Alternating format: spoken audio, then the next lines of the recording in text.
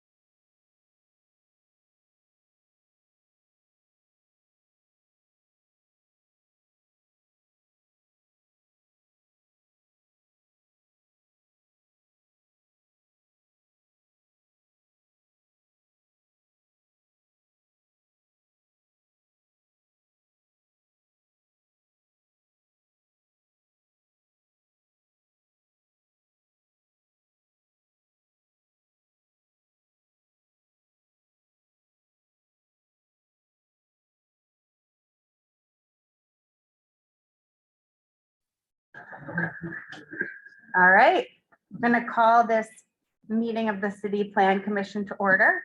Cheyenne, do you want to do the roll? Sure, I'll start and we can proceed. Cheyenne Mantrikar, DPD staff. Miguel Quesada. Noel Sanchez. Harry Bilodeau, Bob Azar, staff. Nicole Verdi. We have a quorum. Bob, do you want to give the director's report? Not much to say this time, only that we're going to keep you busy over the coming months. We have a lot of projects that are coming in. Seems like something new every day. Lots of zoning change requests and more land development projects. So stay tuned. We know we're going to be busy in June at least. That's it. All right. Commissioners, we had a request to actually take an agenda item out of order. Where the request chose to move the third item to the first item, and it's my understanding they got the approval of the previous applicants. So can we take a motion to move the third item to the first? I make a motion to move the third item to the first. Second. All right. In that case, we will take case number 22-023 MA 279 Thayer Street. Who's going to do the intro? I'll take this one. Okay, this is a piece of property that folks might know on Thayer Street. It's the location of the current Army Navy store. And this is a proposal to demolish the existing buildings on this site and to construct a new mixed-use four-story building. It would have 2 commercial units on the ground floor and residences on the upper floor, upper 3 stories. This is a major land development project because it is mixed use. In this case, the applicants are requesting that you combine the master and preliminary plan stages.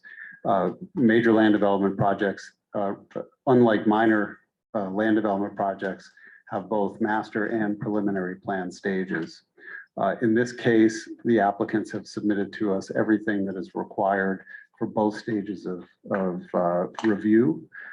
Typically, the sites, the preliminary plan has the more detailed engineering with stormwater and things like that. They've submitted all of that at this point. So you have the authority to combine stages if you think that the application is completed, and if you're satisfied with what they present to you, what I would recommend that in this case is that you have you allow the applicants to present. You will have an opportunity to ask some questions. You'll hear the staff report. We'll have public comment, and after that, you can decide whether to combine the stages. When you start deliberating on the item, the first thing you would do is to debate whether you should combine those two stages of review. Okay. So I know Mr. Heeman is here, and if you wouldn't mind, Nick, presenting from up there. And would you like me to put the present? Are you gonna be sharing your screen? Yeah. Okay, great. And please use the microphone.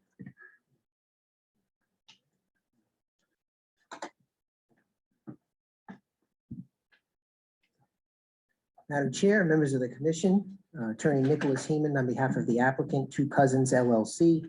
With me this evening is Joe Casali, who is the project engineer, who will walk you through this land development project on Thayer Street. This is a project that's been in the works for some time. Which part of the reason why we've asked to combine stages is we've been at this for a while. We've spent a lot of time with staff, both your staff and staff in the other city departments relevant to the examination of this application. But we've also spent some time on outreach into the neighborhood. And this is a project that we've presented on multiple occasions to the College Hill Neighborhood Association. The design you'll see tonight is significantly different than the first design that we showed them when we first went before them. This design was presented at their last meeting as well. So we've incorporated feedback that we've heard from this neighborhood association. We've also sent this information out to the Thayer Street Business Association to get their feedback as well. We weren't able to present this particular design, but we did send it out to the contacts that we have there. This is a 4,900 square foot lot. There are 5 structures, 3 buildings on the existing lot as it's comprised. We're going to demolish those structures and replace them with the 4-story building that we have to show you this evening. It'll have 2 commercial units on the first floor along Thayer Street, and there will be 12 residential units on the upper floors. We'll have 6 2-bedroom units and 6 3-bedroom units. No zoning relief necessary. The project is designed to the standards within the zoning ordinance, both from dimensional perspective, but also from a design requirements as well. And we're happy to present this to you tonight. We're happy to answer any of your questions. We also have our architects here if there are questions as to elements of the design and how we've incorporated different features into this particular project. Best way to give you a sense of what we're talking about tonight is everybody knows this as the site of the old Army Navy store. And hopefully this will be a positive addition to the community on Thayer Street and be consistent with the focus on pedestrian access, pedestrian environment, and the mixed use character in the educational institution overlay. So with that, I'll turn it over to Joe and he'll take you through the presentation. Okay. I'm trying to promote you to a panelist here, and it doesn't seem to be working. This is the JCE that's listed that's not in parentheses. I could try the other one. I don't know. Huh? Try the other one.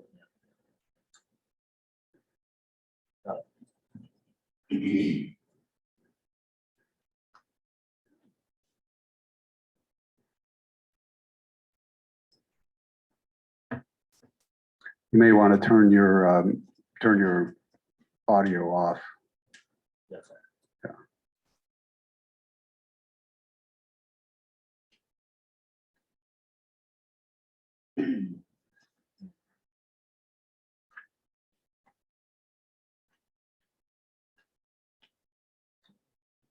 Members of the commission, Madam Chair, good evening.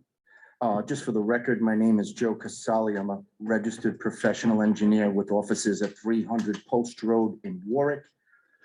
If I may just quickly go through the presentation, both architectural and engineering. And as Attorney Heeman said, we do have the architects here. Madam Chair, where we are in terms of the community, Hope, Cushing, and Thayer, and respectfully, that is the lot, Assessors Plat 13, Lot 28. As we stated, it's just shy of 5,000 square feet, entirely in your C2 zone and also in the educational institutional overlay district. When we look closer at the parcel, it's our intent to raise the buildings and the structures that are there. That includes a multi-use structure, commercial building. There's also a 3-family dwelling and a garage and an ancillary shed. One of the unique characteristics of the property is that there is a common easement that benefits lot 29. And it's our intent to, replat that easement and preserve it throughout construction. And that we'll show that a little bit later in the design. We also understand, Madam Chair, that we are in this IE zone, which requires our building to be in that 0 to 5 foot build to zone, which you can see that the architects have done I think a beautiful job with this building. We are in compliance with that. As you can see, the building is the entrances are within that. That is the architectural rendering. I think it's a great fit in terms of the community and the elements that they've chosen. That's another rendering looking westward, I believe.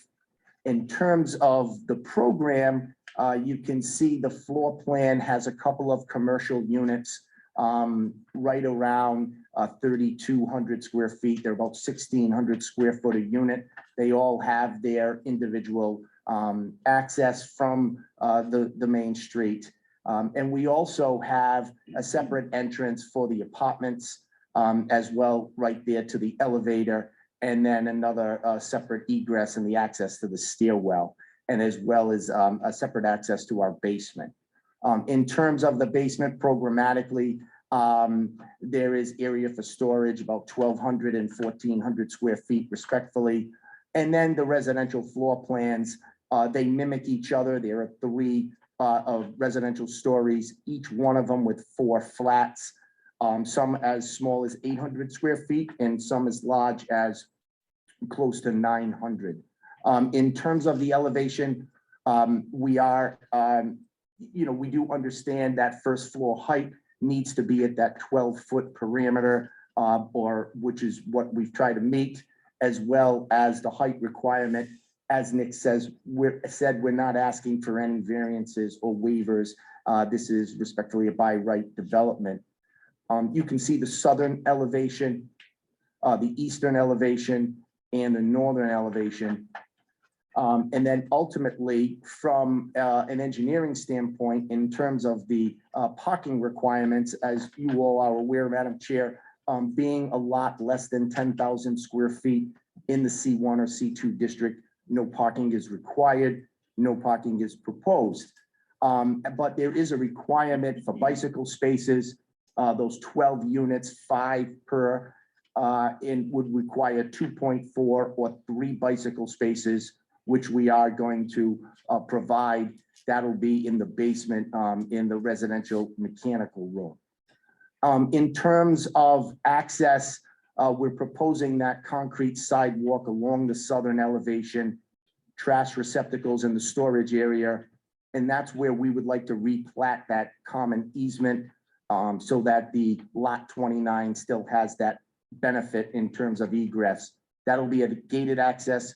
It'll have an emergency push bar. And what you've seen that just came up in the purple or the magenta is our proposed canopy.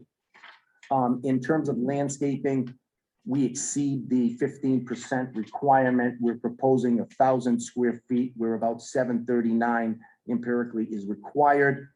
We have met with the city forester and agreed to remove and replace a specific tree with a specific species right on Thayer, which is shown. And then in terms of utilities, existing water main will be used for both domestic and fire protection. Existing sewer main for gravity sewer. We're fortunate enough to have gas right there, as well as a city drainage line in which we'll be able to connect right in. We're gonna have a 300 amp electrical service. We still have a little bit of coordination to do with National Grid.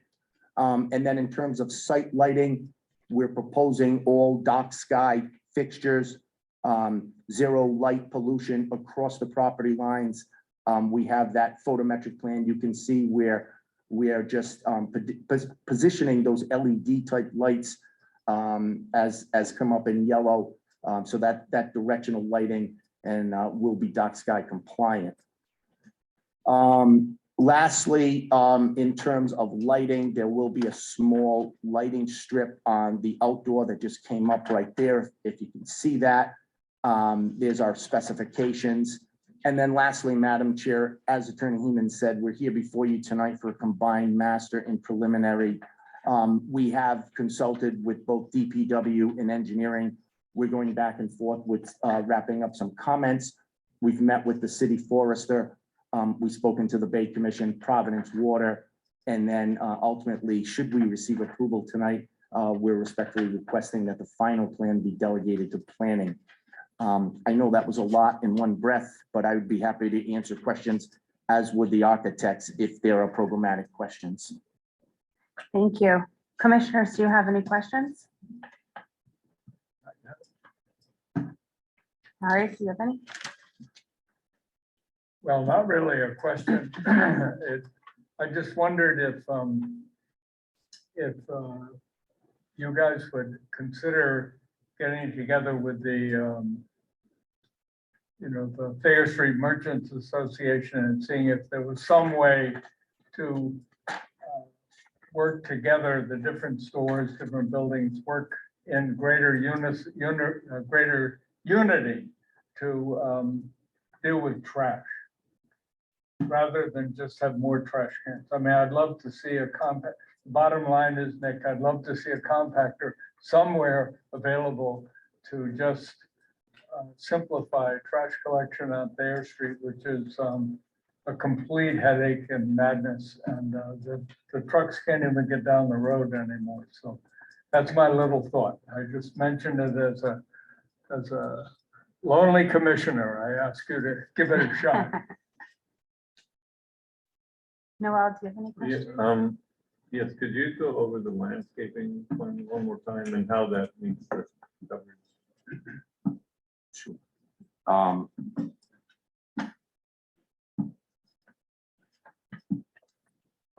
So in terms of landscaping, 15% of the lot would be required to be landscaped. Per the calculation, that street tree will qualify us in terms of square footage and actually not only meet, but exceed the landscape requirements. The tree by itself. Yeah. Is there any other permeable surface on the purple section, or nothing else is permeable? No, nothing is permeable. So that in terms of the roof and all of the roof leaders, yes, that is going to be directed not into a Bay Commission CSO or combined sewer, but it'll be in a city-owned drain line that will discharge. So we recognize how tight this is in the urban area that it is in. And in our meeting with the city forester, Doug was specific in that he wanted this Japanese ultiva there. So that existing street tree is going to be removed, replaced. And then I believe we agreed on the pit and the grate and so forth and so on.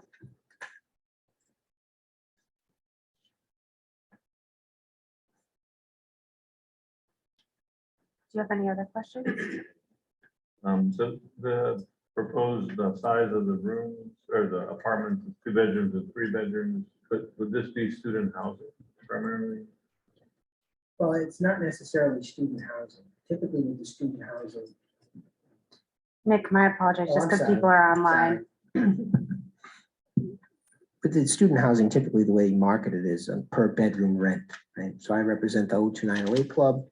They rent their rooms, they rent their apartments out per room. The idea here is that these would be market rate apartments. I'm sure, given where it is, you're going to have a graduate student component of it, but these won't be rented out at $1,000 a bedroom per se. The idea, I guess, is a general rent somewhere in the neighborhood of $1,800 a month for the 2 bedrooms and $2,400 a month for the 3 bedrooms, renting to, sort of a consistent unit, whether that be a family unit, whether that be roommates, but not necessarily your standard, Fox Point area student housing type of development, particularly because of the amount of the investment that they're putting in here. So it's always a tough thing to manage when you're developing in the neighborhoods around the colleges. You're going to get that, but not necessarily what they're marketing to.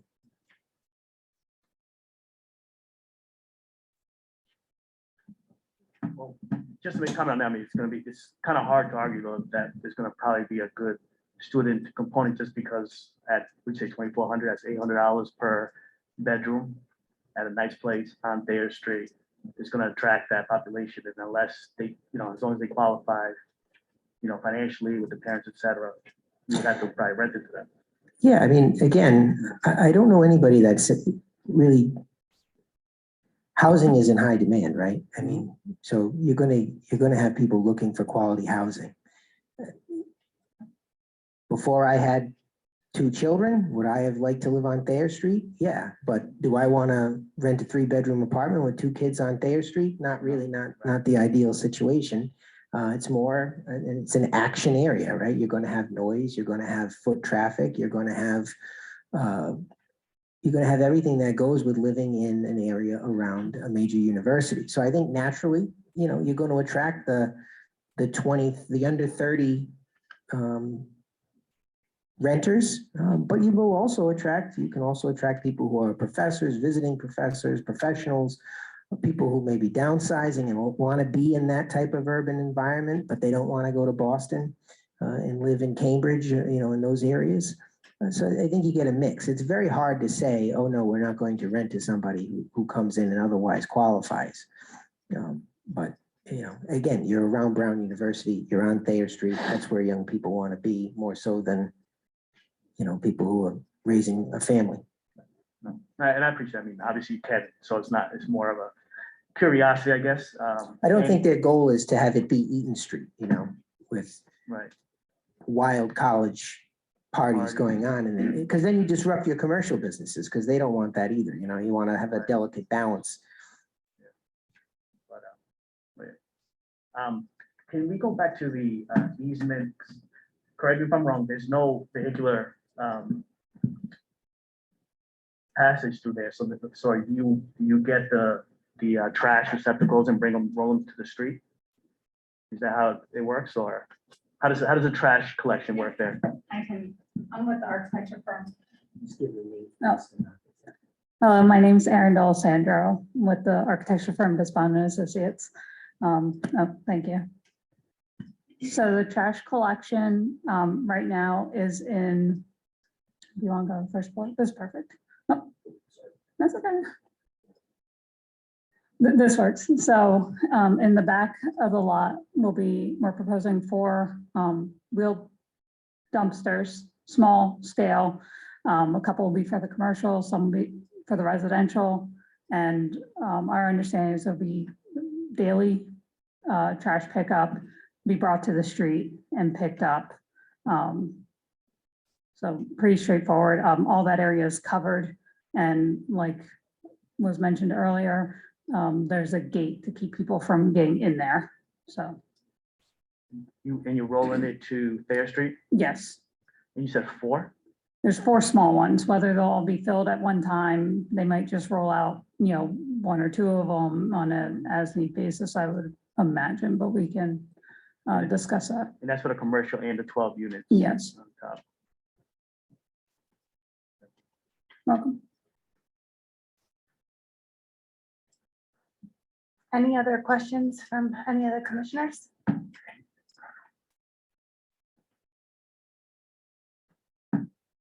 Okay. Staff report.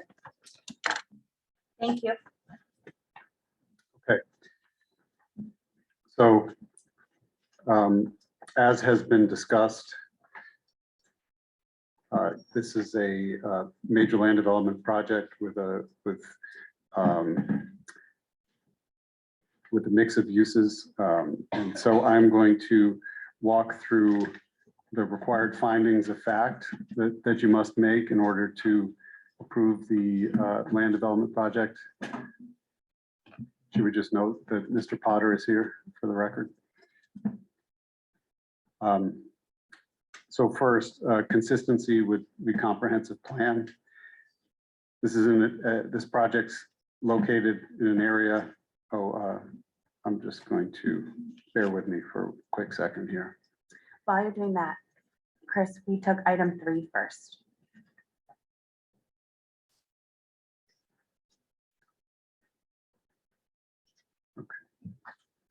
Just wanted to do that. Okay, so we're at consistency with the comprehensive plan. This is in an area that the future land use map of the comprehensive plan intends for neighborhood commercial and mixed use development. This is an area that is intended to foster pedestrian oriented needs like retail and housing in buildings oriented toward the street. The development conforms to this land use designation. This project also conforms to objective BE2 of the comprehensive plan, which encourages new development to complement traditional character. Creation of housing will conform to objective H2 of the plan, which encourages creation of new housing. Next is compliance with the zoning ordinance. Mixed use development is permitted, and more specifically, residential and restaurant are both permitted by right in the C2 zone. This project conforms to all the dimensional and design requirements of the C2 zone: height, setback, build to percentage, the design requirements such as ground floor transparency, upper floor transparency, building materials, and the like. No parking is required.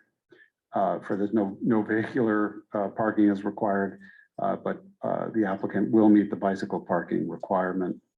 The applicant will meet the landscaping requirement as well as described. We say 2 street trees. Turns out there's really one within the frontage of this project. So it's really the one that will be replaced. It's currently dead. They've submitted a lighting plan and it conforms. Environmental impact. We expect that they will conform with all environmental regulations, specifically with regard to stormwater. The plan for them to tie into the city's stormwater system has been approved by the Department of Public Works. This is a buildable lot. There are no physical constraints that impact development of this property. And finally, this property has adequate street access from Thayer Street.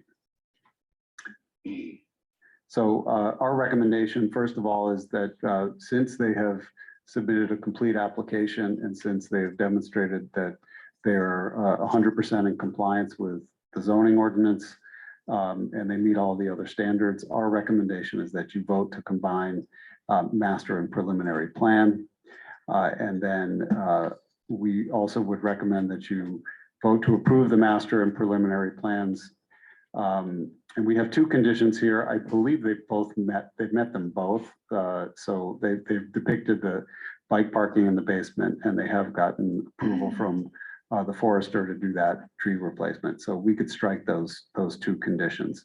So our recommendation is that you approve the combined master and preliminary plan and that final plan approval be delegated to DPD staff.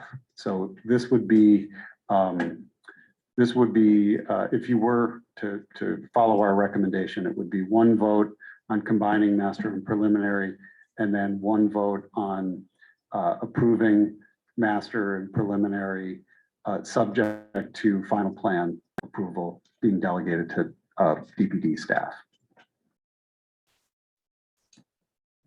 All right, and now it's time to take public comment. Do we do in person first or? We have a signage sheet at the front of the room, if anyone wishes to sign up, you may do that for this item or any others. Is anyone here to speak on this item? Okay, if you are on Zoom, press *9 to raise your hand. Or that's if you're on the telephone, but if you're on regular Zoom, you just press the raise hand button. Right now, I don't see any hands raised. All right. And we will close the public comment. Sure. And Madam Chair, just for the record, there was a letter we received from the Providence Preservation Society that was forwarded to you earlier today. Thank you. And the thrust of that letter was that they were opposed to demolition of existing buildings on site. Okay. Now we move on to commissioners' deliberation. Do we want to just go around the room? You want to start?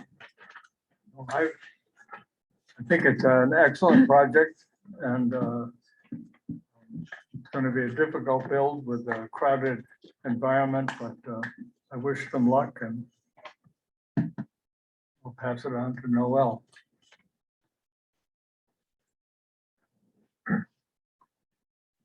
My only question or comment, I guess, was there was no request for any variances. So that makes it pretty much a straightforward application. But I know in the past we've asked about moderate or low income housing incorporated into the designs. I don't know if that happened when this was first presented. It's not required, I suppose, right? But if it was asked, do we typically ask for that? So I believe Mr. Heeman said that this would be a market rate project. Right. It's not a requirement of our zoning ordinance that they provide housing for low income people. So, you know, you could certainly ask about it, and you could ask them if they were willing to do it, but there's no requirement that they do so. I didn't know much about that part of the ordinance yet, or the plan, but I know that the area is pretty unaffordable for a lot of people who live here in the city. So. And I didn't know if there was any intent or in the there's a lot of building is going on over there as well by Brown and other people. And it looks like that it's becoming more and more that is pushing that way. So I think that was just wanted to make a comment that it's a trend we may need to consider. You know, not only the affordable housing, but like affordable for local businesses, right? That was what, I mean, the Thayer Street I grew up with, that's what it was. And it's no longer that. And I spent less and less time over the years on Thayer Street, not because I'm old, unhip anymore, but because it seems like it's not the same place. I know I fought back against people who are using the term human scale in these hearings before, human built buildings, but it's really changed the entire neighborhood. It feels like a completely different place, and I know that's not what we're here to. But I will say that you know, I continue to push to have some kind of mechanism for planning and for this board to start to look at projects in aggregate. As we approve these projects one by one, piece by piece, entire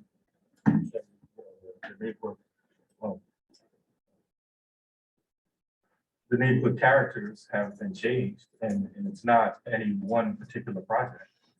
But what happens when that straw breaks the camel's back? Where we have no mechanism to say, hey, you know, we're approaching back-breaking straw numbers. And I'd like our conversations around the new comprehensive plan to consider a fact of putting together a mechanism where this kind of, for something to say, hey, you know, like, we've approved enough, or, you know, to question the market viability continuously. So it seems to be more ones and twos. Twos and threes. And threes. All right, I mean, there's some threes in there, so you know, that's the first time we've seen that in a long while. So I just don't know. I don't know what our response to these types of projects should be, besides following the staff report. Besides following the, Staff report. You could probably turn up your volume just a little bit. I can hear you fine, but I don't think you're. Oh, yeah, sorry. thank you. I thought it was the mask.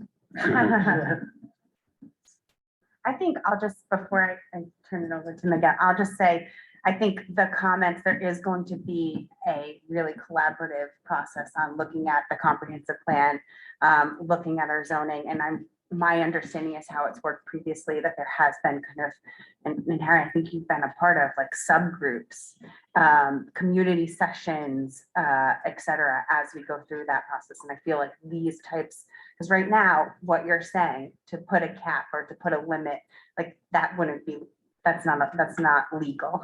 And so I think some of what's being talked about is, like you mentioned, low income or moderate income or affordable housing, you know, there's a possibility that zoning or a comprehensive plan could be changed to say you can only build X here, but that's not what's before us. So I really appreciate the comments, but I just want to caution that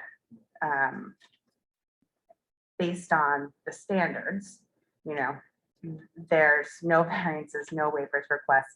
It literally is every single requirement has been met. So I just want to preface it by that, but Miguel, I'll turn it over to you. So first of all, in the presentation, I wanted to thank the applicant, because one of the things you mentioned was the community meetings that you had. And I think we appreciate when you can, one, solicit the input, but also you said that you would incorporate some facets of that conversation. So thank you for doing that. We encourage you to continue doing that in your future projects and for people also listening. You know, and the demolition of any buildings is always something that kind of breaks my heart. You know, but I wanted to make a point that this is not a protected, they're not protected buildings and areas, so that people in the public understand that there's only so much we can do in that. They have the right to demolish these buildings and construct a new building.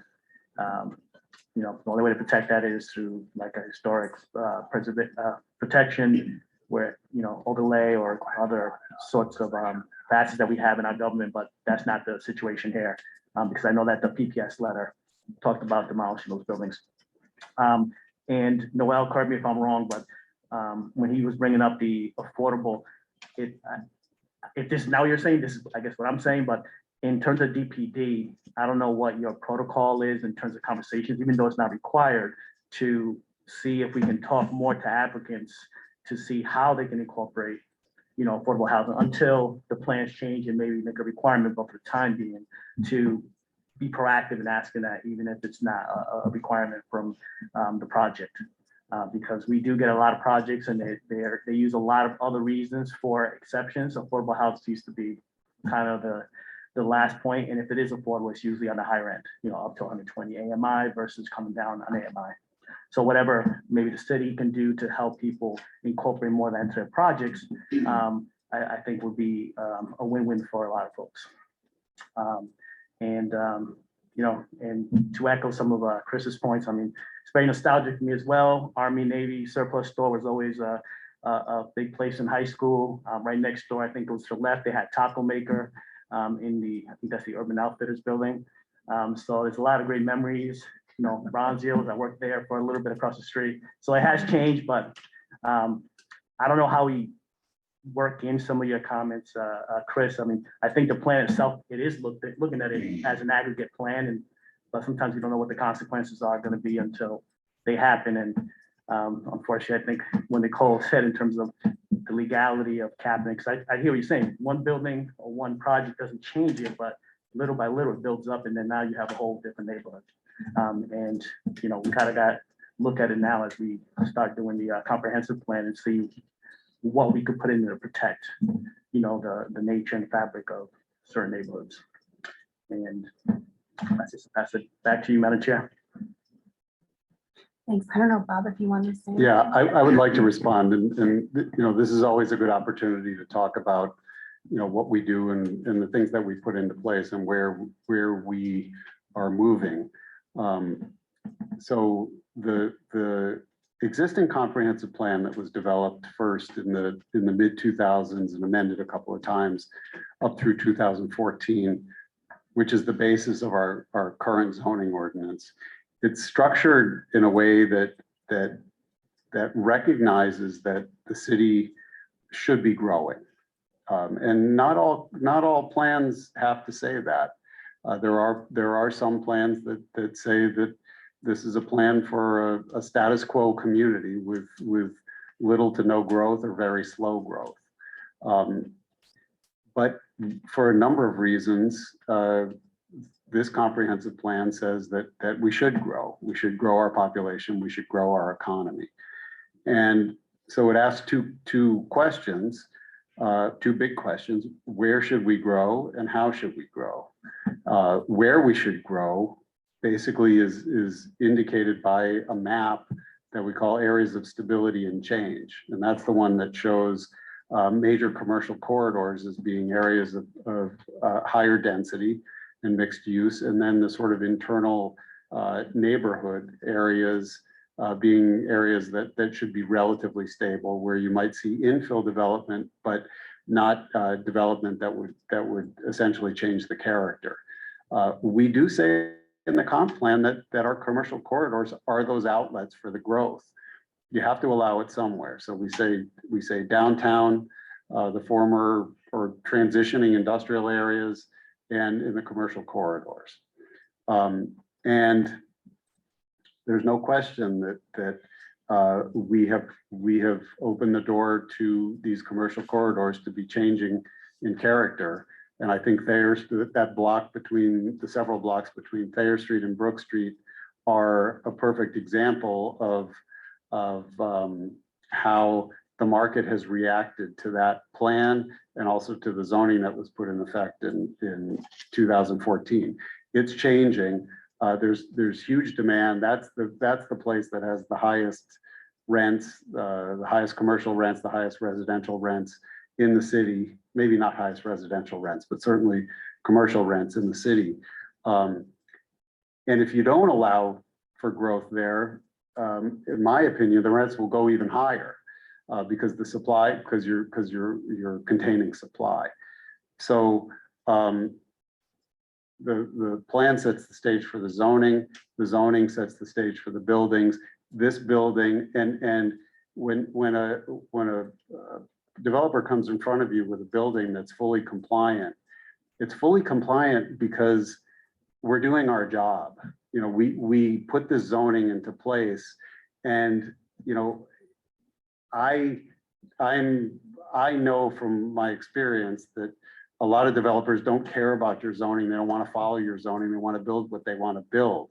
But I think we've done a pretty good job as staff to try to encourage developers to follow the rules.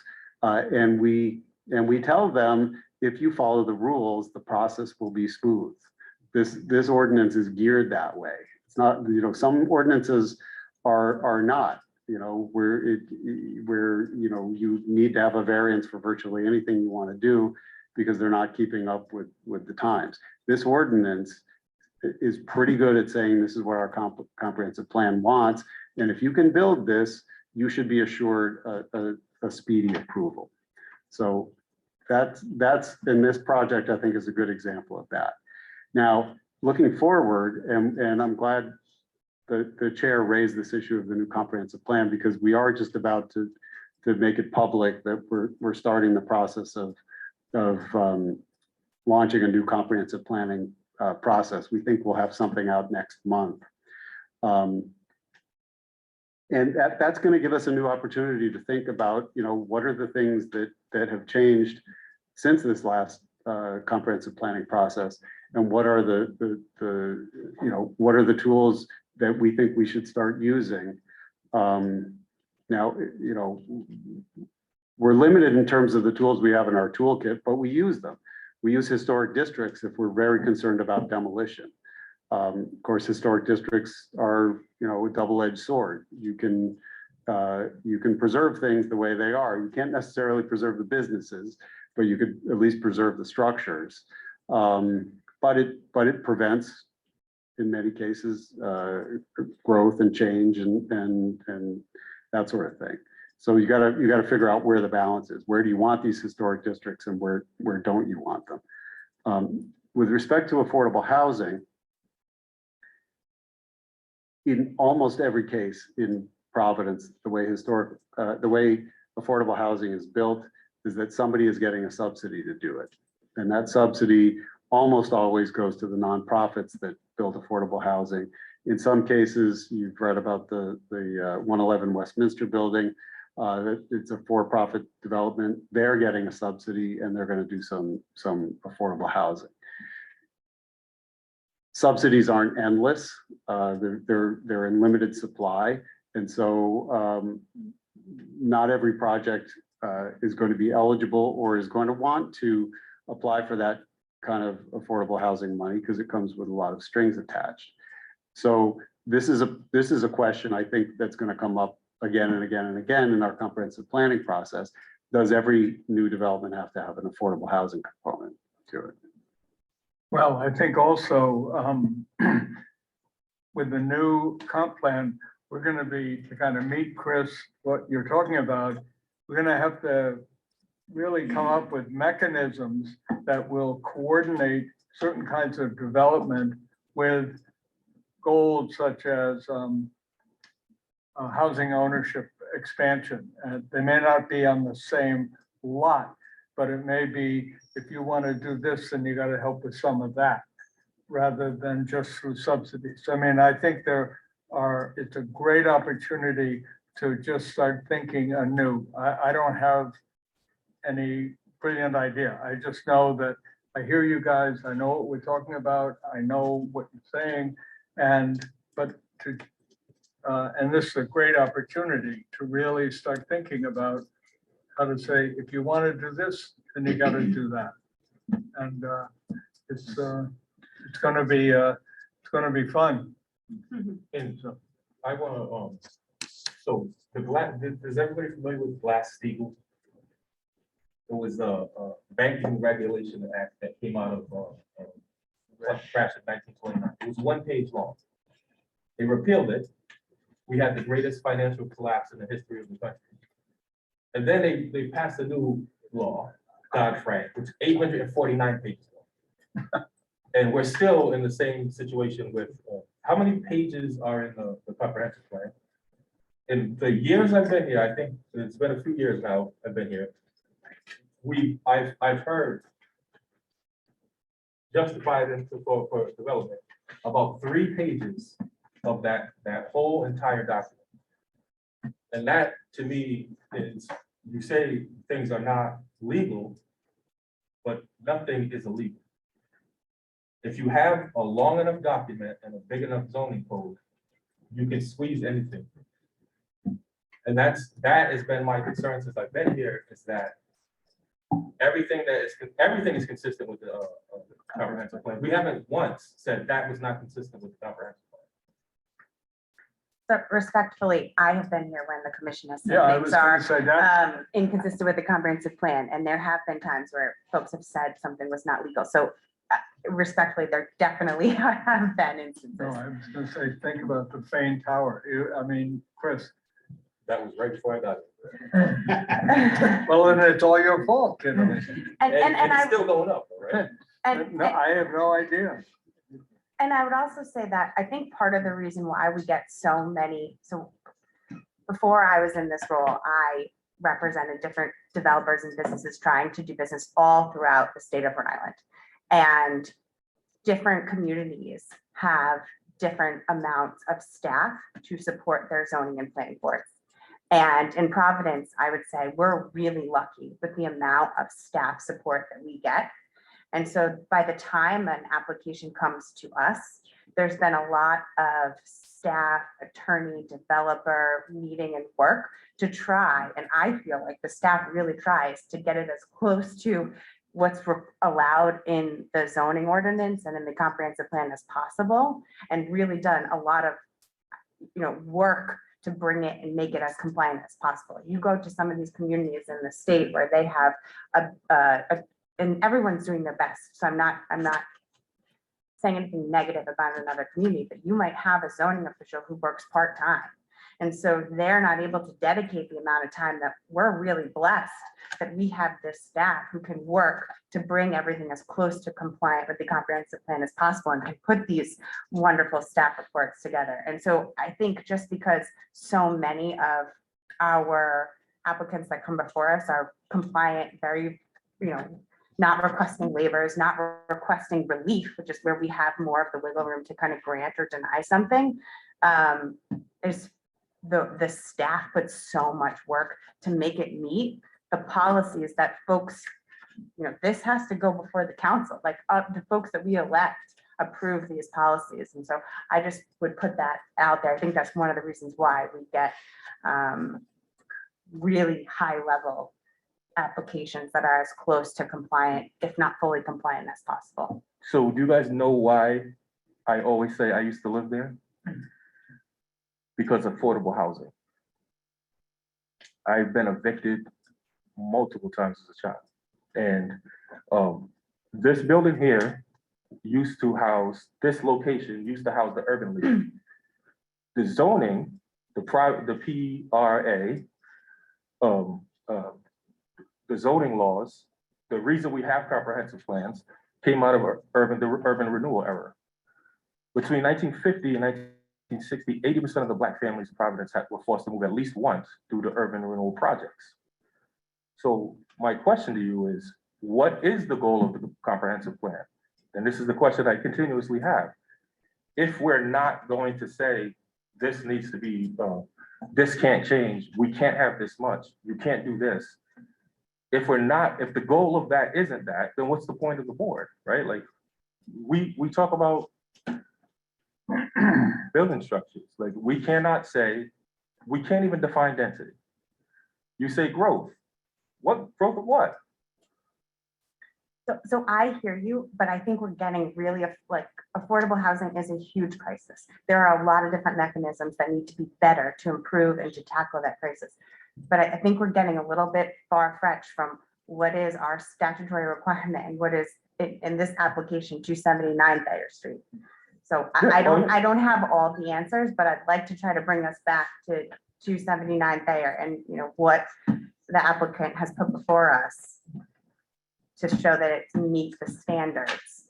You got a motion? Let's just, before we do that, I want to say we have two motions. So the first motion that needs to be made is combining master and preliminary.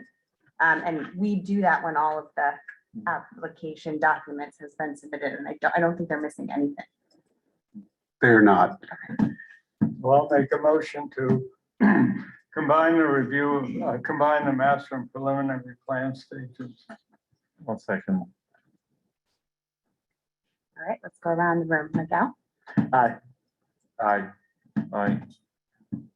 Harry, I also vote aye. Can I vote on my own motion? Yes, Okay. definitely. Yes. Aye. You need to. You need to. So for this, you want me to make a second motion? Yeah. So per discussion, and presentation today, I recommend that we vote to approve the master and preliminary plans, subject to final plan approval to DPD. And conditions and They met the I'm sorry, condition. conditions on the what? No, it's conditional to final approval to DPD, delegate to DPD. All right, let's go. Excuse me, I would like to speak to this. I didn't realize you changed the agenda. I'm sorry, we closed public comment. Miguel? Aye.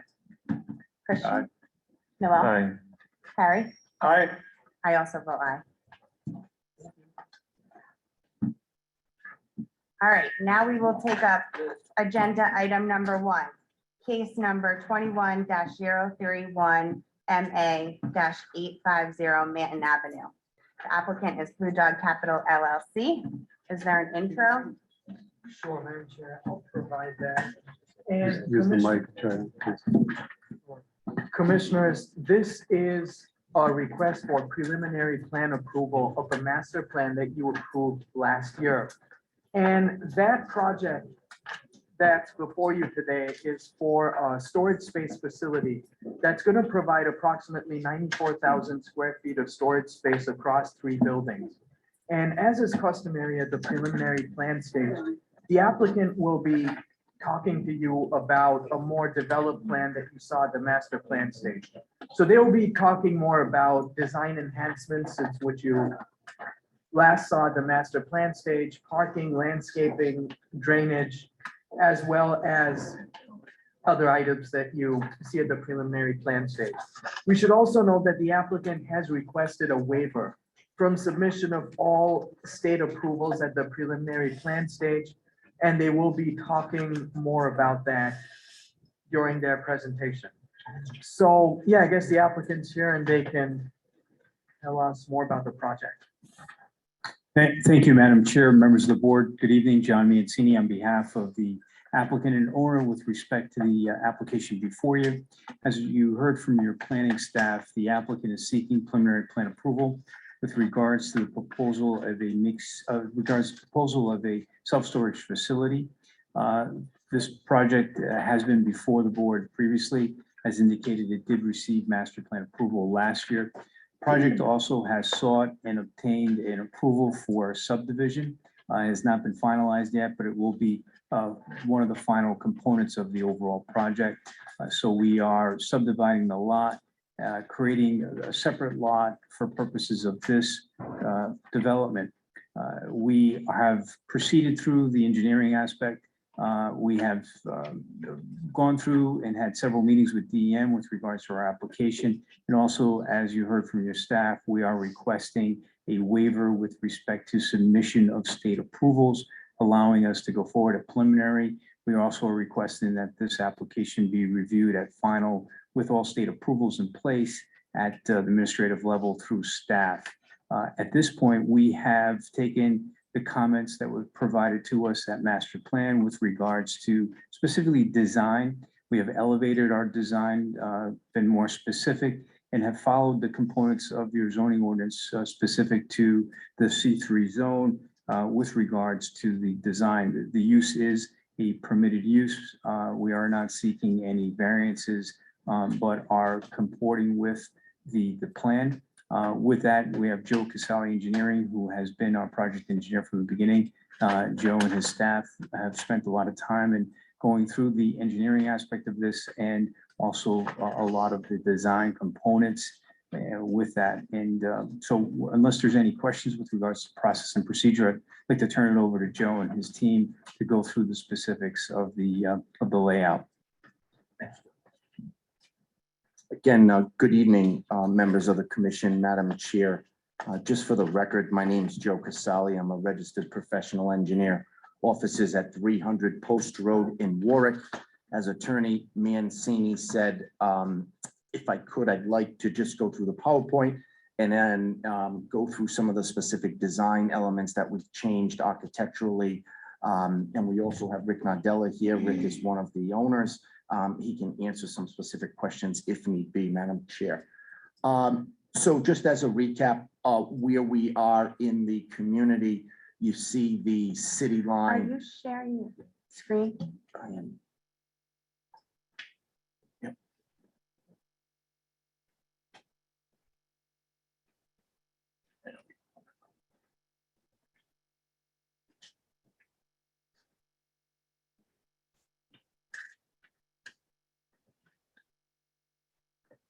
Better. So once again, where we are in the community, you see the city line, Greenville Avenue in Johnston, Fruit Hill Ave, Chalkstone, and Manton. And this was once part of Assessors Plat 34, Lot 381. It's a large commercial piece that houses Stop and Shop, as most of us know it now. We recently completed in a minor subdivision to subdivide parcel A, parcel B, and the last parcel C is not for development. That was approved as a minor subdivision, as some of you may remember, just recently back in March. But we're here tonight, Madam Chair, specifically for parcel B. As we look closer at it, there are some encumbrances. You have the Woonasquatucket River. It has with it a 200-foot riverbank wetland buffer. It also has a small floodway, a flood zone AE, that is not going to come into conflict with our project. It's just something I wanted to highlight. And we also have a couple other unique characteristics. We have a City of Providence sewer interceptor, and that runs right through the property. And we also have an existing drain line that curves its way along the property. To further complicate things, we have drainage from the Stop and Shop Plaza that goes into a small detention basin. And also we're cognizant that we need to be 10 feet away as a side yard setback from the residential district that exists to our east. As you can see, this was an original approval back a couple years ago, which it was about a 45,000 square foot building that was approved on the property. And that was the previous limit of disturbance as approved by DEM. So one of the first elements we did was we met with the state, and we understand that this parcel has is under an environmental land use restriction, an ELUR. So we'll need not only a permit from the Waste Management Division of DEM, we'll also need a permit from the Division of Freshwater Wetlands. But going back to this original application, was done that we understood that the previous application was approved, and if that we were to stay within that limit of disturbance, Division of Freshwater Wetlands would look favorably upon this application and give us our staff support.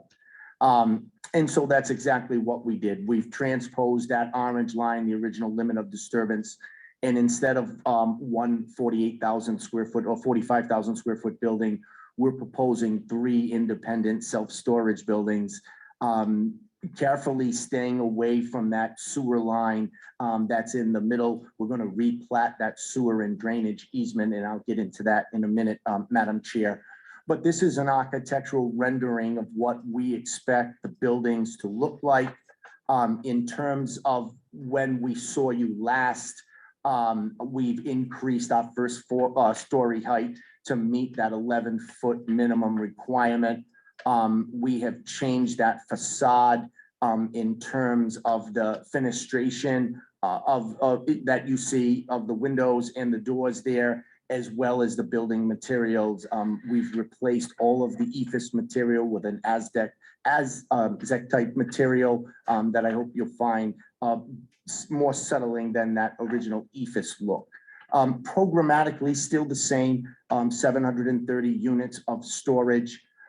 In terms of parking, we're required to have 15 spaces, one of them being ADA accessible, 1 per 50 units. We're proposing the 15 parking spaces. We also have a gate here for if there's any type of fire or emergency response needed, and also for DPW staff. We've agreed with DPW to close a driveway opening on Manton, and that the sidewalk along the Manton Ave, the entire frontage of our property, be replaced with concrete sidewalk.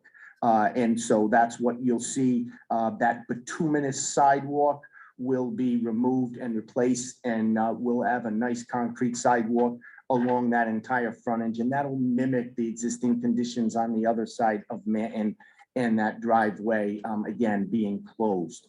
In terms of the sewer, right now, there really is no easement, so we'll be able to clean that up, and we'll be able to snap an easement around that sewer line.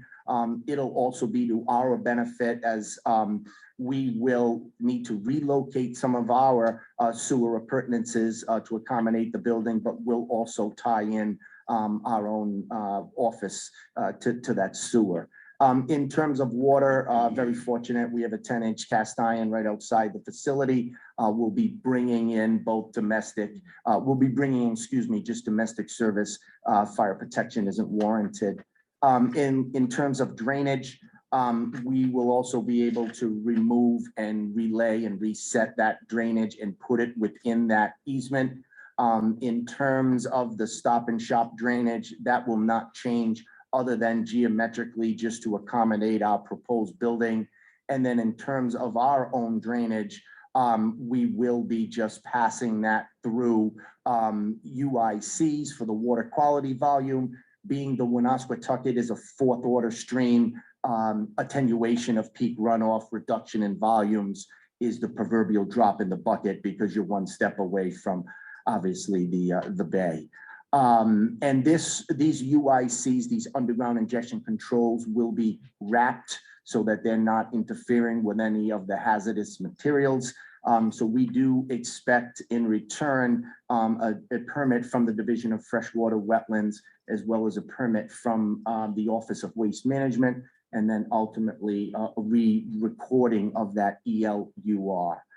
And then in terms of landscaping, the requirement, and I was not clear the last time, 15% of the lot is not to be landscaped. It's the 15% canopy coverage. So in terms of this, the requirement, we will meet and exceed the landscaping. We plan on keeping as much as the existing tree canopy that we can to the maximum extent practicable. That's about 2.36 acres. We've incorporated some landscaping within the design. Diane Soul, I think many of you are familiar with. She's a local landscape architect that's been working on projects for a while, especially with our team. And so just to sum this up, Madam Chair, as you all may recall, back in October, we received a master plan from this commission. We're asking for preliminary plan approval.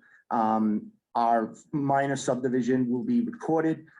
We're here tonight for preliminary, and then we'd like our final to be accepted and delegated to the staff with the understanding that we need to come back with the state permits, hence the waiver we're asking for, which is the Division of Freshwater Wetlands, Office of Waste Management, Bay Commission, Providence Water, and ultimately through your engineering and DPW. Be happy to answer questions of you or members of the board. We do have Rick here if there are any operational or architectural questions. So before I turn it over to the commissioners, and also Troyan has a few questions, I just want to say, because I was here when you guys came before us for master, and the former commission chair and also the current commission chair had a lot of feedback for you, and that I can see that you took that feedback and made changes based on what Chair West and current Chair Gestaco, the feedback they provided you. So just want to thank you for that. And then commissioners, if you don't mind, Troyan said that he had some questions, so I'd like to allow him to ask them first, and then we'll go around. Sure, and Madam Chair, just thank you for that. I believe that we've incorporated everything that the former chair asked for us. Thanks. And, Madam Chair, I just had a couple of questions for the applicant. One was, one of the conditions of approval was that the preliminary plan include more of a pedestrian connection from Manton Ave to the storage space. I know you talked about putting in the concrete sidewalk, but I was just wondering if you could speak more about, what else has been done. And the second thing is that there is a freestanding sign that you proposed that's visible in plans. I was wondering if you could talk more about the dimensions of that sign, just because I wasn't able to find that in the plans. Yeah, of course, Shoyan. If you can see in this general area, what I'm not showing on the PowerPoint is it's our proposal to put a crosswalk in pavement marking so that we can capture any of pedestrian traffic from the Stop and Shop or the Wendy's to come across. We did not show this, and we were remiss in not doing that. It would be easy enough for us to incorporate a pedestrian access probably before the gated areas from that new sidewalk into the parcel. That's easily achievable. In terms of the sign, what I'm showing is a sign from another one of our projects. I had hoped to have the signage here before you tonight. Our sign designer just could not get it done.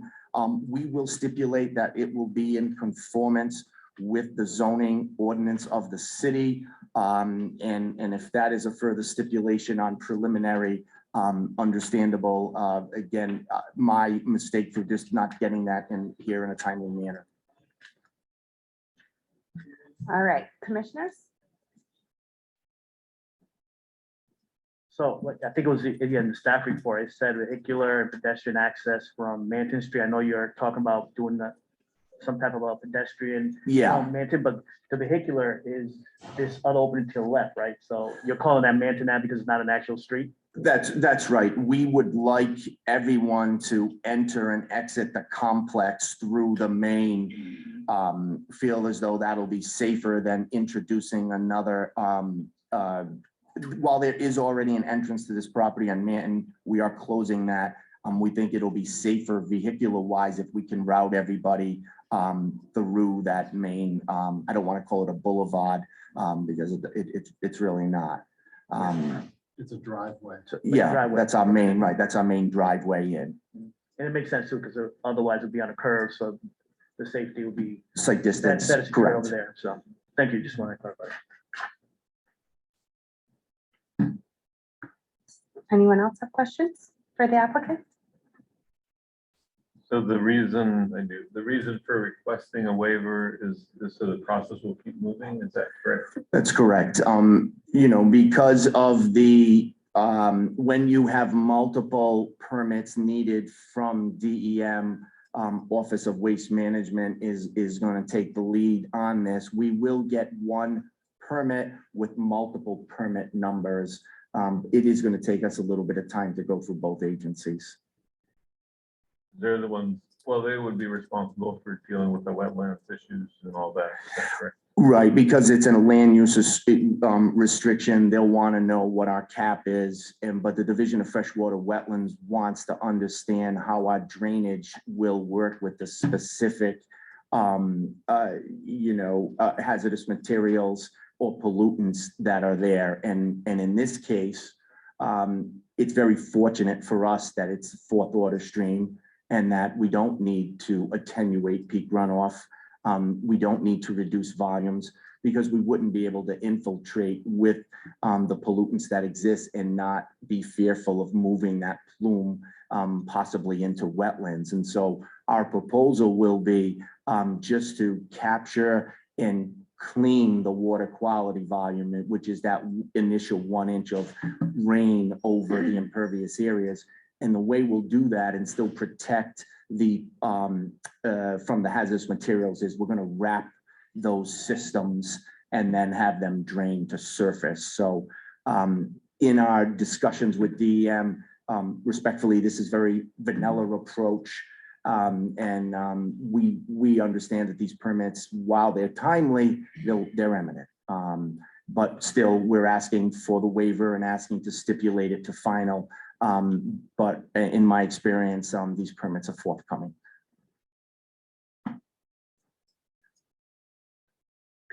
Any other questions or comments for the applicants? All right, the staff report. Should I add anything to the staff report? Sure. And Commissioner, so the applicant walked through the components of the preliminary plan. And so just based on that, we would say that it does conform to the comprehensive plan, given that this area is intended for general commercial mixed-use development and storage spaces use that is in conformance with that land use designation. So the use is permitted by right in the zone. And as described by the applicant, the development will conform to the dimensional and design requirements of the C3 zone as described. And we should note that while the applicant did request a number of design waivers at the master plan stage, the current design does not require any, and it conforms to the ordinance. The applicant will meet the parking requirement by providing 15 parking spaces based on the number of storage units. And as for landscaping, they will meet the canopy coverage requirement based on preservation of the existing trees that are to the rear of the development, as well as the other landscaping that they will install in front of the building. We don't foresee a negative environmental impact. However, as the applicant has stated, they are requesting a waiver from submission of the state approval from DEM, but we expect them to come into conformance with all applicable environmental regulations. This will be a buildable lot subject to the approval of the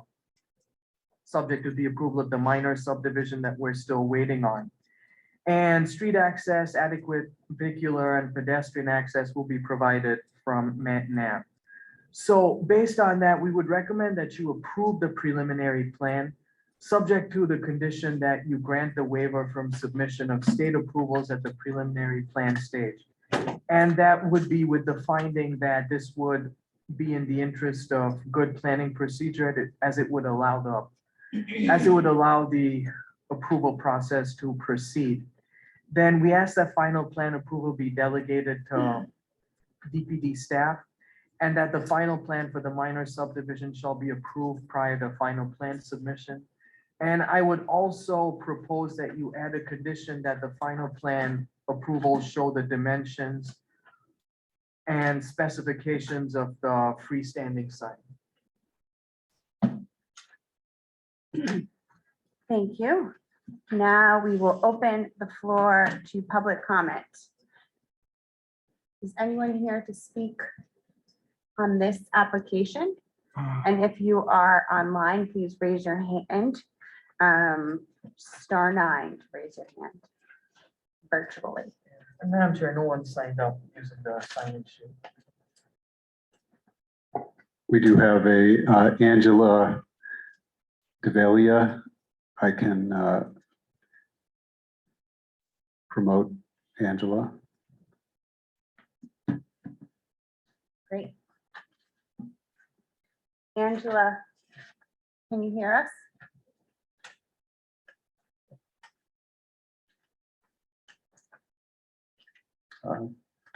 Okay, maybe now. Angela, you want to unmute and feel free to put your camera on? Yes, let's see if I can get my camera on. I have a very poor web camera. Can you just say your name and your address for the record? Yes, my name is Angela Deveglia and I live at 1688 Chalkstone Avenue. So the rear of my house is facing the plot of land that is in question. And I just want to state the concerns that I have both as a homeowner who is in the neighborhood, but also you can see that on the side of the wetland buffer, just to the east of this lot along Manton Avenue, there's actually space that's currently being used as community garden space, which is being managed by the Southside Community Land Trust and the African Alliance of Rhode Island. And I am the community garden leader for that garden. So also as someone who is invested in low-income people growing food in this neighborhood, I also have some particular concerns about drainage and runoff, just because this is such a heavily polluted lot, having been a mill pond in the past, having been a dump in the past, and knowing that right now it is green space that can absorb runoff or floodwater. I do have some concerns about what will happen when the land is disturbed, and also there's a very large amount of pavement that hasn't been there in the past. And then in terms of being a homeowner in the neighborhood, I think that the traffic flow doesn't sound like it will be significantly different, but I do have some concerns about the runoff and also about the lighting that will be happening, because despite the fact that this is zone C3, it's currently open space that faces a very large number of residential homes. All right, thank you so much for your comments, and a few of the things that you raised, I'm gonna actually follow up with the applicants about, so really appreciate your comments. Is there anyone else in the virtual audience that would like to speak? Please raise your hand. I don't see anyone else's hand raised. So I'm going to close the public comment, but I would ask, if possible, curious to the comments about the public garden and where that is with your facility. If you could just address the questions about runoff and then also lighting as well. A very fair question. Bob, can I share the screen again? Yeah, I did, because I have a good shot, I believe, of those gardens. We're not anywhere near them. actually, you know what? Maybe I'll do that because I've got it right up on my Yep, screen. That's fine. You can see the gardens right on the east of our property, the west of Manton Ave. And those will remain intact as they are today. Obviously, that's not our property. And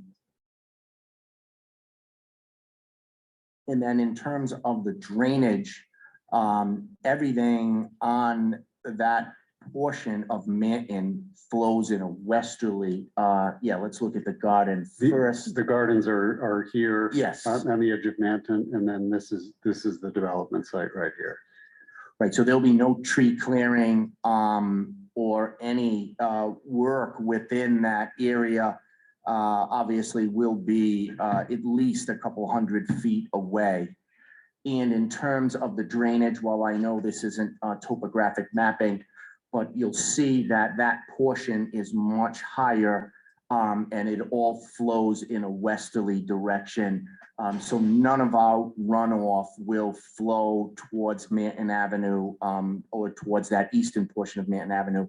Everything is going to move as it does today in a south or southwesterly direction and into the Woonasquatucket. And we will, by permit, comply with any of the environmental regulations in terms of our permit from the Office of Waste Management. We're required to also supply a soil management plan, which means how are we going to deal with any hazardous material during construction, and then what is it going to look like after construction. We have seen from old aerials that this was actually a wetland. It was filled in almost as if it was a landfill. And so we had to be very cognizant of the bearing capacity of these soils and hence the use of only one story, but also the drainage and not to move that plume. I hope that answers your question, Madam Chair. And then lighting. Lighting, right, we have all wall pack lighting. A photometric plan is in the works. It's our intention to not ask for any variances or waivers and to be in accordance with city standards. We certainly will stipulate, if you see fit to grant approval, that it is also contingent upon our photometric plan.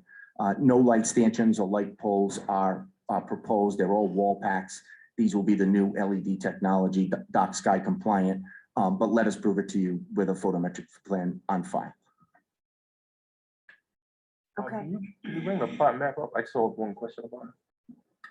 Yes. I'm just like on that map, where does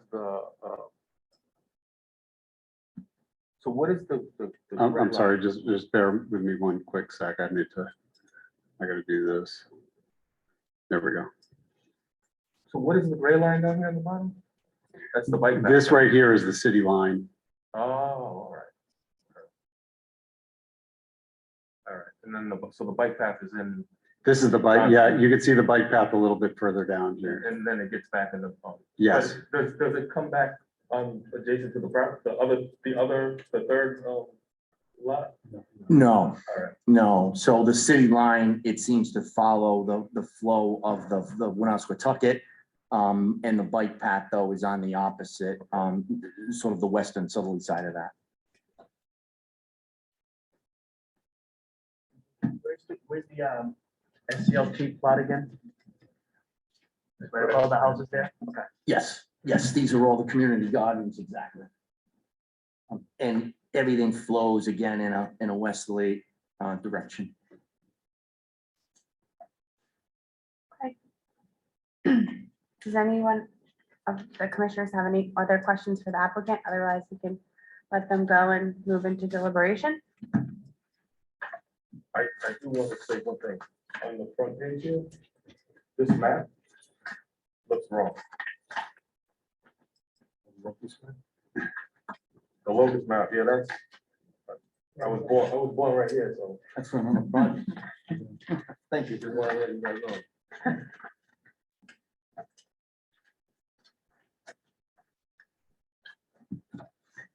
All right, do you want to go around the horn?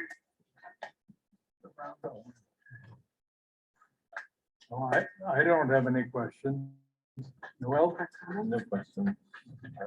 No, that was about the environmental issues, again, taken care of somewhere else. Any comments? No question, just thank you again for incorporating a lot of the feedback that was brought up at the previous hearing. You're So welcome. And thank you for keeping the trees in the back of it. I ride my bike on that path a lot.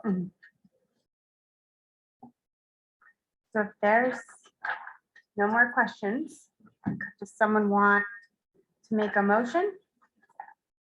I will just say, if possible, I would love to add, for whoever makes the motion, the two additional conditions, the one that Troyan mentioned, that it be subject to a sign plan that conforms to zoning, and then an added condition of final plan being subject to a lighting plan that also conforms to zoning. Photometric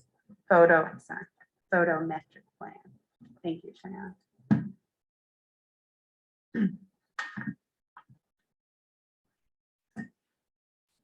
Does anyone want so you want one motion for three?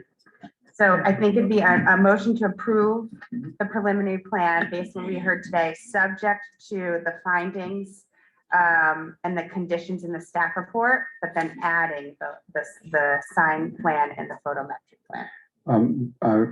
Sorry about this. Before you do that, I think you should take a vote on the request for the waiver of state approvals and then go into exactly what you said, Madam Chair. So per the discussion today, presentation, I move that we grant the waiver from submission of state approvals at this stage, subject to the condition that the applicant submit approvals with the final plan. Do we have a second? Second. All right, let's go around the horn. Miguel, Aye. Chris, Aye. Noel, Aye. Aye. aye. Passes unanimously. So we'll go next, a motion to, for final plan to be approved, I'm sorry?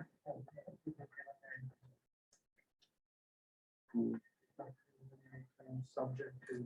I think you said final plan, not preliminary plan. We gotta, So number two. we gotta is under- reading. No, that was fine. So now the next thing would be a motion to approve the preliminary plan, subject to the conditions in the staff report, and then add the two. sign and the photometric. So preliminary plan with the conditions, and I'll just say them for the record since they're not on here. Condition of a plan for conformance of dimension specifications of the freestanding sign and a photometric plan to be presented as well. second. All right, let's go. Miguel, Aye. Chris, Aye. Noel, Aye. Harry, aye. It is approved. Thank you. Thank Good you. evening. Thank you. Thank you. Good luck. All right, moving on to item number 2, case number 22-022 MA-35 Merino Street, the applicant Providence Public Buildings Authority for Unified Development Review. You have an Okay. intro. I'll give this intro. Okay, Madam Chair, This is a proposal for a new city school. And we have indicated that the owner is the Providence Public Buildings Authority. In fact, I think the applicant is going to give us a little bit more context on that. The Public Buildings Authority is it's an entity, an appointed board that holds title to property when the city borrows money to make capital improvements. I believe that our tax assessor depicts this as being owned by the Public Buildings Authority, but it appears as if there was a transfer back to the city of Providence relatively recently. So I just want to clarify that for the record. So this is a proposal. It's a major land development project because it's a non-residential project. They're here at the master plan stage, and the proposal is to conduct a primary educational facility. This would be for grades K through 5. And this would be on the site of a former school annex building that's currently vacant. The building would be 3 stories and 42 feet high. This building happens to be the project happens to be within the R2 zoning district. That's the 2-family zone. We do allow for primary and secondary schools within residential zones. In this case, the applicant is seeking variances related to the building's siting and parking. So this is not only the consideration of the land development project at master plan, but this is also unified development review because they are requesting zoning variances. Madam Chair, we want to make sure that any witnesses who speak are sworn in by the stenographer because this is that zoning variance process. So I think with that, I'll be happy to turn it over to the applicants. They have submitted to me some plans. There are 2 plan sets that I'll be happy to put up on the screen. One is more the sort of architectural plans, and then the other one is the engineering plans. And I'll just let me know, and I can bring those up. Also, if there are any members of your team that are attending virtually that you want to speak, let me know and I can make sure that they come into the conversation. Does it make sense to swear in everyone who's going to talk just right off the bat? I think that's a good idea. One of you, I assume, is an attorney who might be able to introduce the folks who are going to be sworn in. I can do so, yes. So good evening, Madam Chair, members of the commission. My name is Christopher Menahan. I'm an attorney with West Group Law, and we represent the city of Providence on their public school construction project. Currently is about a $300 million investment that affects 40 schools in the Providence public school system. As was mentioned, I do just want to make clear that the applicant and the owner is the city of Providence as opposed to the Providence Public Buildings Authority. And to that end, we have a updated application with those changes made that is signed. And I also have a certified copy of the deed that is the deed of the last transfer when the Public Buildings Authority transferred it back to the city. I'm joined today by a number of members of our development team. We have Salvador Pellerano, who is the COO of Providence Public School Department. Good evening. Also joined by Justin Hopkins, who is an architect with Tectron,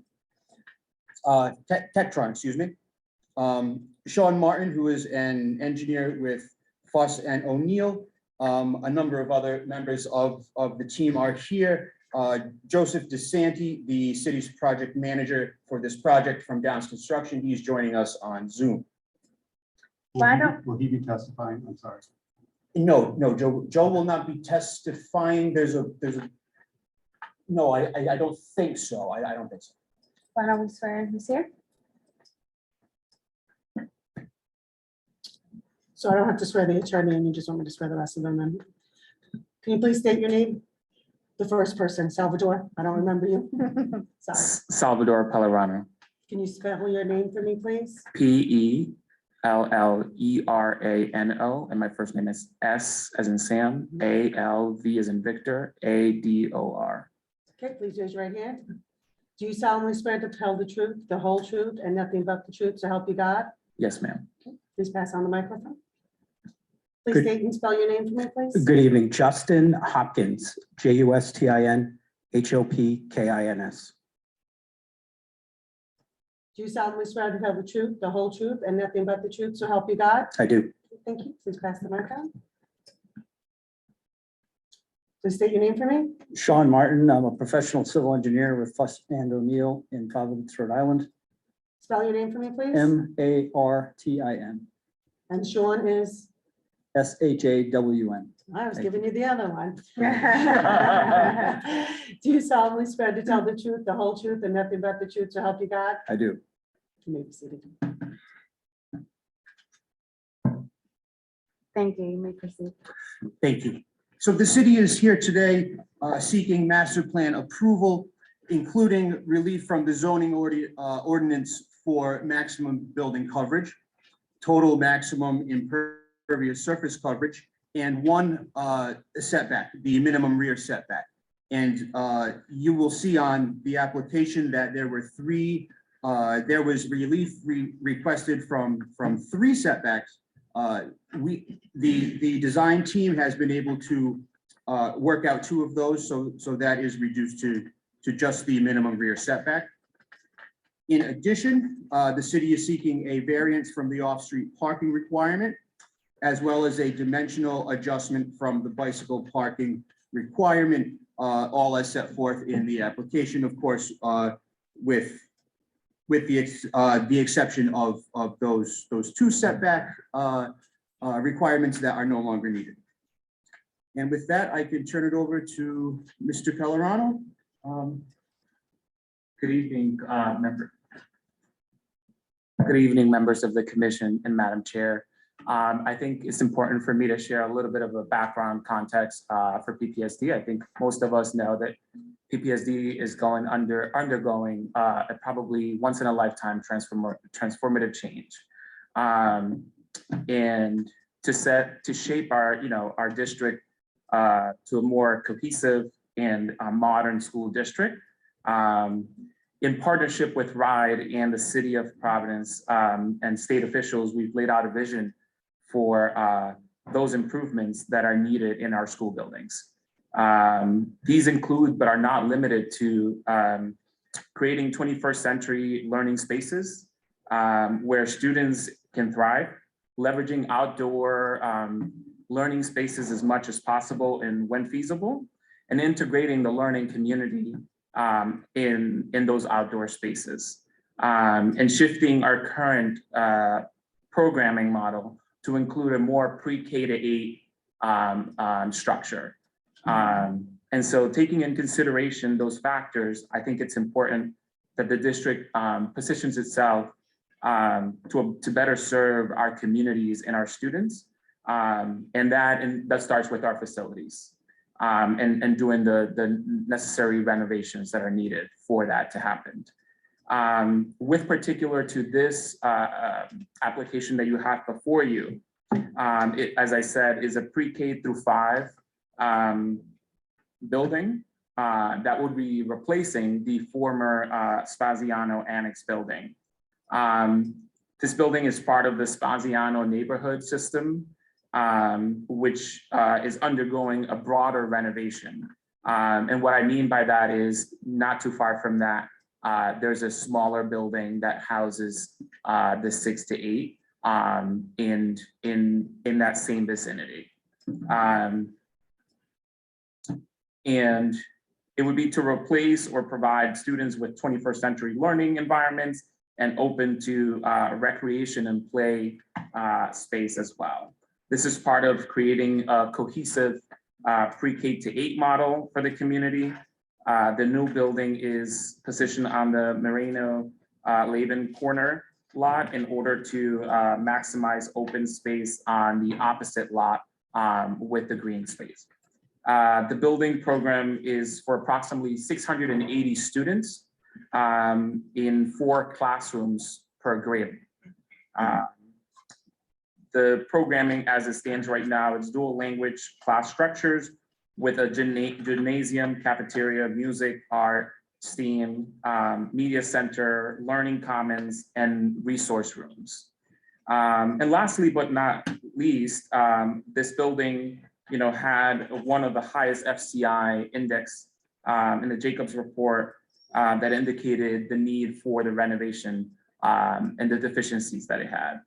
I think it's also important to recognize how we've involved the community voice into this project. So during the 2018 All-In Summit, this particular building was raised by the community as one who needs to be looked at and to be reevaluated to better serve not just the Spaziano community, but also the neighborhood that currently is there.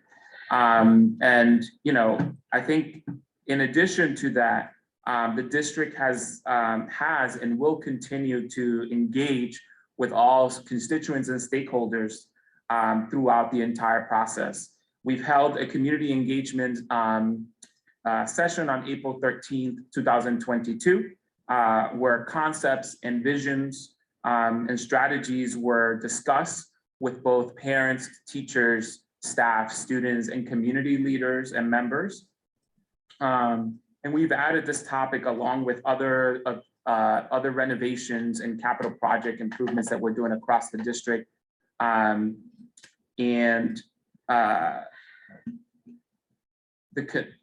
committee, the school building committee, which is also a public forum, continuously talks about these projects ongoing and is open to the community, and will continue to create opportunities for all constituents and stakeholders to offer their voice and input as the project continues to evolve. Any questions? Thank you. Commissioners, do you want to do the whole presentation and then ask questions after, or does anyone have questions for this witness? I don't think the rest of the presentation. All right, thank you.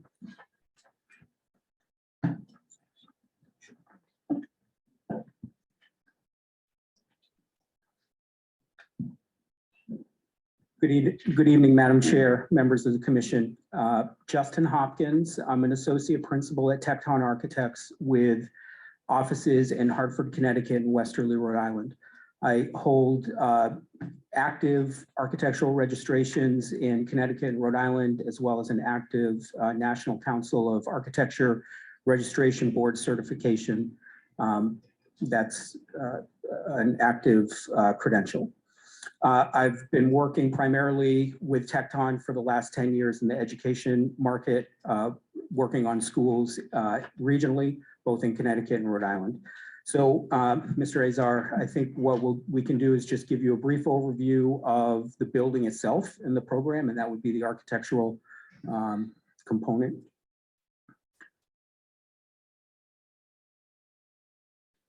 So as Sal had mentioned, we'll go through an overview of the floor plans here. It's an approximately 80,000 square foot building. As Sal had mentioned, 4-track dual language, serving students pre-K to 5.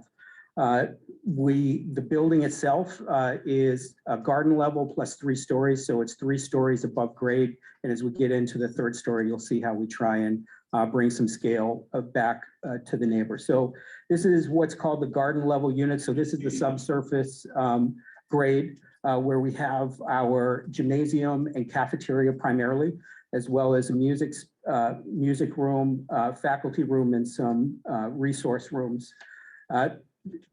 Just to orient you, all of these plans are situated north to the top of the page, which means that Merino Street is to the left and Laban Street is to the top of the boundary. So to the east, adjacent to our cafeteria, we have an outdoor area that provides an at-grade entrance, as well as provide the opportunity for us to get some natural light into the building, into those spaces. As with all of our current school designs, we try and build in as much flexibility for both community use and school use. So you'll see in this instance, the gymnasium and the cafeteria have some sliding doors that will be able to open up for a broader community presentation, whether it's a science fair or a book fair or a general community presentation. If we can go to the next slide, or the next drawing. So the main level, again, the corner of Merino and Laban Street is in the top left-hand corner. The main entrance in the green shade is our administrative suite. We also have a media center and steam room that is really kind of the public engine of the school facility. The gymnasium, second story volume, so everybody knows that gymnasiums need high ceilings, so this extends up through our space, so we're able to circulate around the gymnasium at this level. Our curriculum spaces are kindergarten and pre-kindergarten. We've situated stair number 1, 2, and 3 in some of the areas in between the academic wings so that we don't have one grade level going through another grade level. We try and provide a lot of control there. Next, one thing to mention, we also have an art room that is adjacent to the administrative suite. So between the lower level and the main level, the garden level and the main level, we have kind of all of our non-grade specific specials. So gymnasium, cafeteria on the garden level, media center, STEAM, and art on the main level. Next floor plan. The area that's unshaded in the center of the building is the roof of our gymnasium. So we are now able to provide exterior walls and natural light in from both sides of the classroom cores. This floor level houses primarily grade 1, grade 2, and grade 3 classrooms. In each one of these pods, we're building in small group rooms, resource rooms, as well as a learning commons that can help support the multiple modalities of teaching in our learning environment. So project-based learning, one-to-one instruction, two-to-one instruction, et cetera. At each one to the left of the plan, we have kind of our administrative core that also supports specialized education, faculty work and planning, as well as our plumbing core.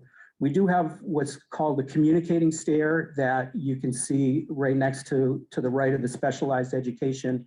That's a volume that's open to the media center below and also to the gymnasium below that. So we're trying to create as much visual connectivity so that students don't feel isolated from one floor to the next. So the next level up. So here at the third level, we have grades 4 and 5. You'll see that the pod or the classroom wing configuration remains largely consistent to that below, as well as the core space to the left. The only distinction here is that we're only supporting 2 grade levels. So at the third floor level to the right, or the residential neighbor, we have that as roof. So we are trying to, as we get away from the street, we're trying to bring the scale down as we get to that property line. The next slide, I believe, are some elevations. So here are the top elevation is the elevation facing from Laban Street. So it's the north elevation. The bottom is the west elevation, which is Merino Street. Primarily masonry construction with some cementitious board articulation in areas where we are trying to bring some architectural distinction within the building elevation, providing transparency from the exterior to the interior. As we go forth in our designs, we'll be conducting natural light studies to make sure that we're both protecting from solar glare, but also allowing as much natural light into our curriculum spaces as possible. I think the next slide shows some renderings. So this is looking at the corner of the top is looking at the corner of Merino and Laban Street. The bottom is from the adjacent parcel that is across from Laban Street. I will say, as part of the development of this project, there was a lot of discussion about two parcels. We feel that by being able to provide the school building on the one parcel that is ultimately what you're reviewing today, we're able to provide 35,000 square foot green space within the community that will both serve as recreation for the students and also serve as a community space that members of the community can go and enjoy. The next slide shows the massing, and as you can see, the center core is the roof of the gymnasium. That organization of that large space allows us to get more natural light into the building. So the bottom obviously is the corner of Merino and Laban. And the last thing that I'll mention is that this is also part of the RIDE review process. We're part of the School Building Authority review. So all school requirements, as well as building performance requirements like New England chips, any chips to gauge building envelope performance, energy efficiency, that's all part of a review process that we're also contemporaneously under. With that, I think that's the kind of architectural elevator speech. I think Sean can. Thank you.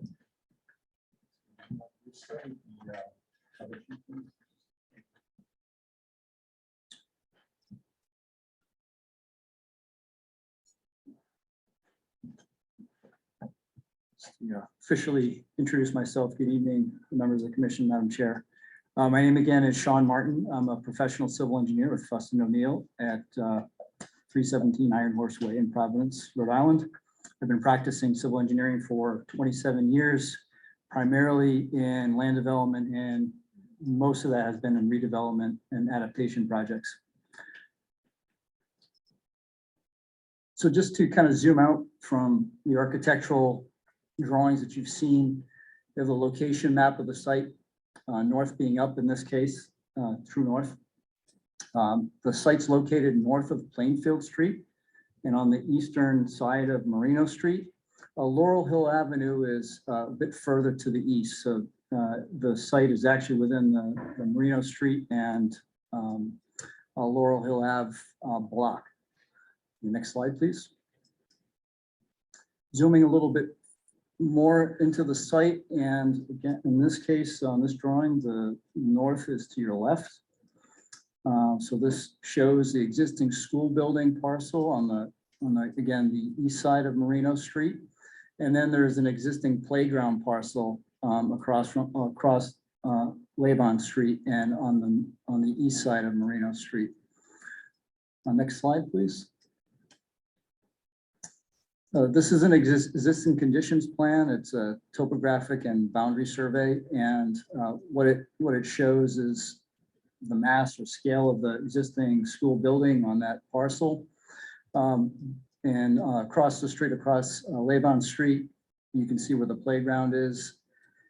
The entire parcel of the playground is impervious. It's covered with asphalt pavement. There are some trees along the eastern perimeter, but other than that, it's entirely paved. Where the Spaziano School is shown at 35 Merino Street, that site is approximately 90% impervious under its existing condition. Next slide, please. Thank you. So this is a general schematic of the proposed plan, and you can see the scale of the existing the proposed building, I'm sorry, at the Spaziano School site. It occupies about 85% of that property.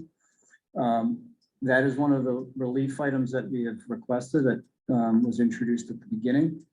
And you can see on the playground site, we are proposing to remove all the impervious surfaces and installing canopy trees. The project, a couple of the elements that I want to point out about the project related to impervious cover, the school building site will not comply with the impervious cover condition, as you heard earlier. Under this condition, the actual imperviousness will remain the same on the school site. On the playground site, that imperviousness is going to go down from about 100% down to 5% impervious cover. And you heard earlier that from Justin when you described the building site, and you didn't see it on the rendering, so I wanted to note that discrepancy when you're looking at this. The playground site is being proposed to store bicycle racks. That makes up some of the imperviousness, ADA accessible parking, and with the balance of the parking being proposed on the St. Anthony's Church parcel immediately to the south of the proposed school site. Thank you, Bob. So there would be a shared use agreement between the city of Providence and St. Anthony's. And that is one of the relief items that you requested. It wasn't specifically mentioned as off-site parking. It was off-street parking as the relief that's being requested. This is being proposed off the property. So I want to make that clear. There are 26 spaces required in the project. The project is providing 28 spaces, 26 of which are located on St. Anthony's, and then 2 of which are located on the playground site. The project will also redevelop the frontage of Laban Street. That includes sidewalks, complete street rehabilitation, new utilities, stormwater, sewer, water connections, and also include replacing the sidewalk along Merino Street, the frontage of the school building. You can see that there are no trees proposed, and this is a master plan, so it is very conceptual. There are no trees at this time proposed on the school building site. All of the trees that are proposed are on the opposite side of the street at the playground site.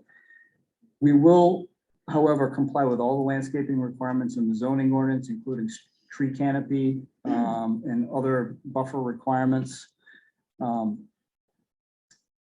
And we're also going to comply with the ADA accessible requirement. We're providing accessible parking, accessible walkways and crosswalks.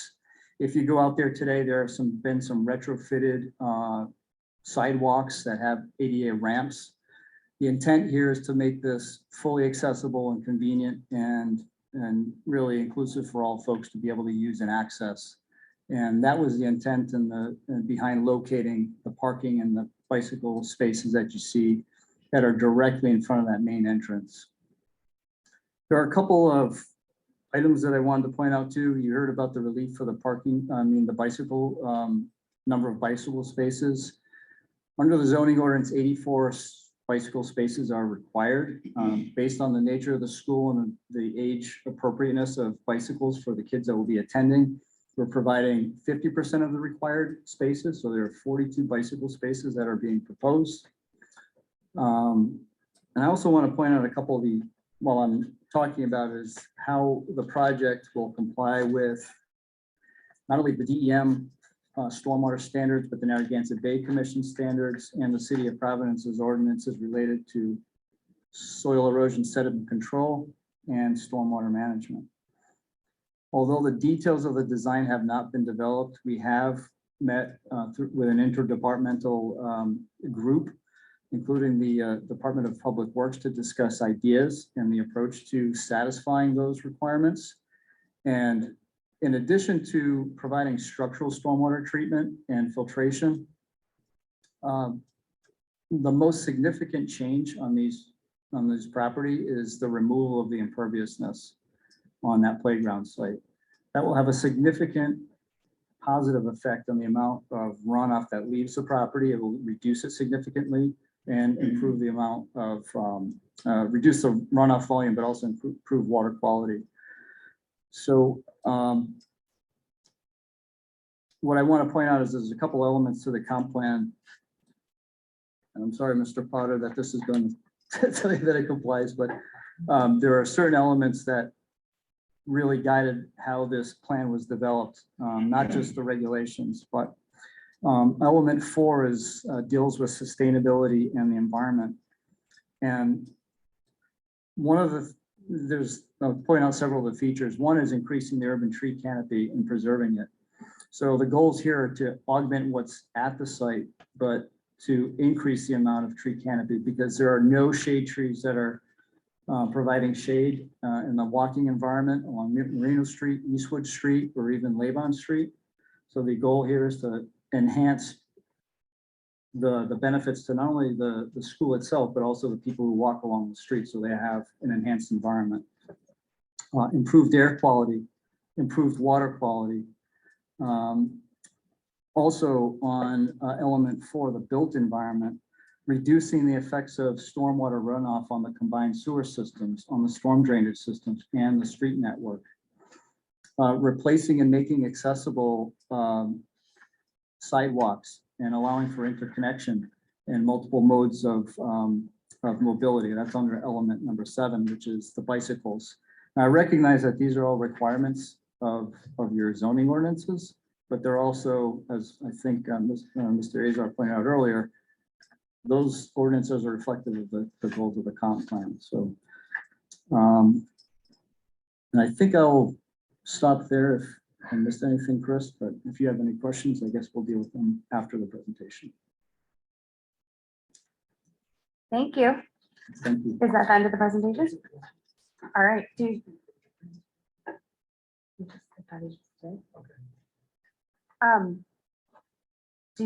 I actually have a few questions. So curious about, happy that we're keeping this slide up. So really excited and love the playground and the green space and really kind of keeping and enhancing that. From a safety perspective, cautious and curious about how we're going to make sure as kids are going to be going from the building to the play area, and that I think is that still an open street? How to Laban Street, how to make that safe? Yep. You know, one of the things that we're looking at for the preliminary plan stage of the more detailed design is raised crosswalks, signage, augmented pavement markings and things like that to kind of keep vehicles slow, because Laban is actually a larger street in dimension than even Merino. So it is more of a main thoroughfare in that east-west direction. So that is really the plan. There's no provision for on-street parking. That's where buses and pickup will come during drop-off and pickup times throughout the day. While buses are on Laban Street, there will be no other vehicles that can move back and forth. It'll be a one-way, and that's how it functions today, as a one-way. So the plan is to keep it as a one-way during these school hours. That's one way you can do it. Now there are some concerns sometimes about one-ways generating higher speeds, but I think what we're going to be looking at for preliminary plan is, you can see where the main crosswalk is, Madam Chair. That goes directly to the main entrance from the playground and the bikes and all that stuff. You know, we think that the tabletop sort of approach will serve to slow vehicles down, especially when you're at the intersection, approaching the intersection. Great, and it looks like Sal wants to say Yeah, and I something. think I would just reiterate that as it stands right now, it is a paved playground, and so staff is there to support, and students were using it as a playground, so they're used to going across and accessing that for play area. Okay. If I can also just add, one of the things that I probably neglect, well, I did neglect to mention in the floor plan review of the outdoor area off of the cafeteria, is that we have a tiered section where as you're looking at this plan, in the upper right-hand corner where the site gets a little acute, we would have a dedicated playscape for pre-K and K. It's right outside of that knuckle of where there's an entrance for pre-kindergarten and kindergarten. So to your point, the littlest littles that sometimes need to have more playtime than your lower elementary students would have an on-site dedicated playscape for them there. Perfect. Thank you. Commissioners, questions, comments? Yes, just a couple of questions. I guess the atrium over the gym, and I think you mentioned it being kind of a courtyard like. Is the light being filtered from the top and it's working almost like courtyard, but just no access to the ground level, I guess? Correct. So at the second floor level, I'm sorry, Bob, to have you, we'll bring a computer for the preliminary plan review. So at the second, okay, this is actually a really good one. Give me 1 second, Yeah. sorry. Yeah, that's the one that I saw that kind of brought that to mind. So it's okay that I'm mobile, right? Okay. Never give an architect a cordless microphone. So at the elevation of the second floor, which is right along this band, here's the main level, second floor here. At that level is the roof of the gymnasium. So from the second story to the third story, this volume is open, it's exterior. So all of the windows that are along the corridors and the learning commons of those grade pods will have exterior light available to them. We will be building in project alternates to treat this as an exterior roof garden. Depending on the budget, I don't know if you're aware, we're going through some cost escalation and lead time issues in the construction industry. So building in as many project alternates as possible. One of the alternates will be a rooftop garden area, or at least protected play area at that level. I don't know if that answers your question. No, and I was gonna ask what you were gonna do, what kind of treatment over the roof, because they're gonna have sight. So if you do put a garden, they'll be able to see it through these top two levels, as well as Yes. getting the light that comes from above. Yes. So that's excellent. I'm excited. I haven't seen a new school building. And for the so I think it's was it Laban that where the school buses were going to be parking? Yes. So is that also going to be the situation with the drop-offs for parents? Because you said something about they wouldn't be traffic during that time because they wouldn't be able to get by. So where do the parents drop off their kids? Well, we're working on finalizing the circulation plan. Sorry, Bob.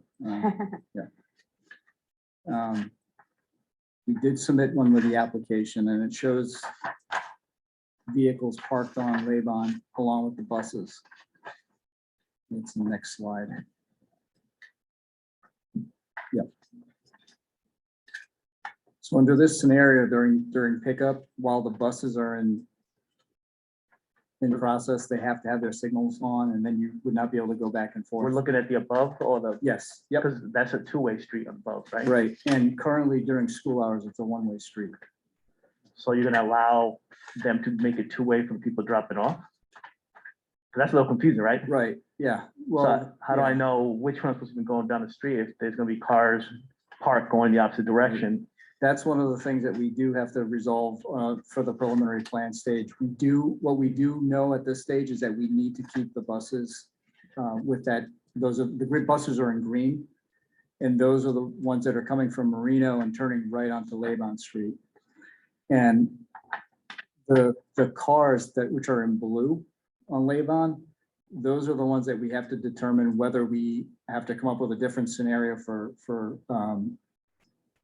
student pickups, because one of the alternatives that we're looking at is picking up on Merino Street. But again, as you already heard, there has to be staff that would allow or help kids get onto the street and back to the pickup cars. But Merino Street is one of the options that we're looking at right now for pickups by parents. Right, and that's staff parking, right, at the St. Anthony's lot? Yes. So it's not somewhere that they could like pull in to No. drop off even? No. So if I can just add to that, we are working with Sal and his team on the operational specifics of the parent pickup and drop off. Part of the consideration is that up Eastwood Avenue towards Laurel Hill Avenue, that's where the middle school is, the Spaziano Middle School site is. So it's in the opposite block of Eastwood Avenue up to Laurel Hill Avenue.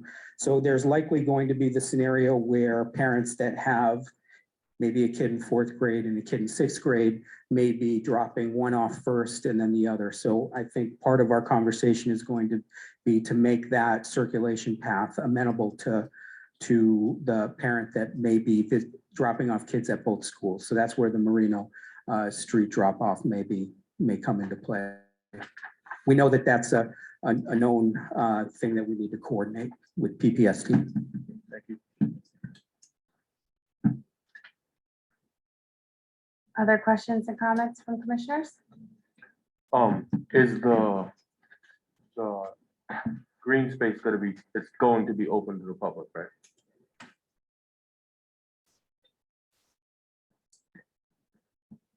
Yes, and the idea is that is not only open to the public, but that it is a community space that can be used both as outdoor learning opportunities during the school day and also for the community during off hours. I've seen like a lot of the development in schools, around schools and around even parks and throughout the state has really kind of like pulled things into the school campus and then locked it off when school's not in session. And I just know that this neighborhood, you know, you have New Connecticut and then there's Merino Park, and there's not any parks or playgrounds or basketball courts or anything in a neighborhood that is hosting several schools. So there's a lot of kids in that neighborhood and there just isn't any. So that's what I would like to know, like, make sure that those gates don't get locked at 2:30. If I can just also add to that, that has been at the height of every discussion that we've been reviewing the educational program with RIDE and PPSD, not only the public green space, but to have some of our larger community spaces positioned in a way in the building so that we can partition them off from the rest of the building so that we may be able to use the media center for a public presentation or a public neighborhood meeting. The downstairs cafeteria and gymnasium to be able to, it's intentional that they're all on the same level so that we can actually isolate that level in the event of a weekend community activity or an off hours community thing. So I know that it's been at the height of every conversation that we've had with PPSD. Any other questions or comments from the commission? All right, thank you so much. We're going to hear the staff report. But before we do that, if you wouldn't mind me asking of the applicants, I can see how on the east side of the building, you have pulled it back so that you comply with the 6-foot setback. You would also, and we know that on the north side, because of the averaging rule where you average other setbacks, we know that you comply there. You had asked for relief on this, what we call the corner side yard setback in your application, and now you're not asking for that anymore. Can you just very briefly describe, and maybe that's something that we could do on the architectural plans. Can you describe the calculation that got you to into compliance and what is that number? I want to make sure that we don't, I don't know that this is the right plan to look at, but if someone could address that. I think maybe tell me what plan to bring up. Okay, it would be the updated civil site plan that Brian from Fuss and O'Neill sent earlier today.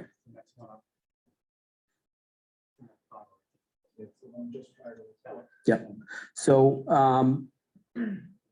what, and this is When we're in conceptual and schematic design at the master plan level, we're often updating floor plans to make sure that we're in compliance. I think if we start at the corner side yard setback. This one we're clear on. You've got your 6 feet there. Right, but the reason that I wanted to show you this is that we've chamfered this corner that is only at 2 stories. This outside corner is only at the pre-kindergarten wing and the kitchen on the lower level. By chamfering that corner, we're able to move the whole floor plan closer to the 6 foot setback. So what that did is it allowed us to comply with the 2.75 foot setback on the opposite corner. So that's where that is there. And so this 2.75, once again, for front yards and for corner side yards, you take buildings within 100 feet, you average the setback and you come up with a number, and then you can add 5 to that, or you can take 5 away from that. So when you do that calculation, you're confident that 2.75 is it 7.75 and then you're bringing it 5 feet closer? Is that how that calculation works out? Yes, we're confident in that Okay. calculation. Okay, all right, great. So what I'd like to do, I will go through the whole staff report, just keeping in mind that I'm first going to talk about the dimensional variance requests, and then I'm going to talk about the standard findings that you have to make for land development projects. Okay, with respect to the dimensional variance request, since you are acting as a zoning board right now, you have to make several findings that would show that the applicant suffers a hardship. The first one is that the hardship from which the applicant seeks relief is due to the unique characteristics of the subject land or structure, and not to the general characteristics of the surrounding area, and is not due to a physical or economic disability of the applicant, accepting those physical disabilities addressed in Rhode Island general law. Okay, so first we talk about unique characteristics of the subject land. The property is unique. It's zoned R2, which is a 2-family zone. The property has been used as a school, which is more intensive than 2-family use. But remember that schools are allowed within the R2 zone. As the testimony you've heard is that the building's layout and design are necessary to meet the programming needs outlined in state and city regulations. The relief requested is not influenced by the character of the surrounding area, but by the unique character of the proposed building, which is intended for educational use in a residential zone. Given the dimensional requirements of the use, relief from the parking requirement is requested, as parking cannot be provided on the lot. Just to expand on this, keep in mind that if we were looking at the 2 sites, if the 2 sites didn't have a street between them, much of the relief, particularly with respect to building coverage and impervious surface coverage, would be unnecessary. Because this school has to provide the programming that is required by the state and the city, it has to be of a particular size. And in order to fit it on this lot, that I believe is justification for these variances. Next, the hardship is not the result of any prior action of the applicant and does not result primarily from the desire of the applicant to realize greater financial gain. The hardship encountered by the applicant stems from the need to operate a school building that meets contemporary educational standards. As this is a public facility, the relief requested is not for financial gain. The granting of the requested variance will not alter the general character of the surrounding area or impair the intent or purpose of this ordinance or the comprehensive plan. The relief is required to operate a school, which is what the site has been used for in the past. Therefore, a negative effect on neighborhood character is not expected due to the proposed use. The building will exceed the allowable impervious coverage and building coverage limits. For the applicant, the excess coverage is to allow for all programming within one building and allow for lot 111 across the street to be used as green open space. Provision of open space would have a positive effect on the neighborhood's character. Okay, so we're talking about proposed corner and interior side yard setbacks. I'm going to skip that because they're not requesting that relief. The rear yard setback maintained by the building abuts a parking area and not a building, which minimizes the effect on neighboring property. It's the DPD's opinion that the previous use of the site and the building's design will not result in a negative effect on the neighborhood's character or surrounding property. Parking is proposed to be provided through spaces leased on lot 596, which is owned by a church on an area that is already paved. As discussed, parking cannot be provided on lot 595 due to the building's programming requirements.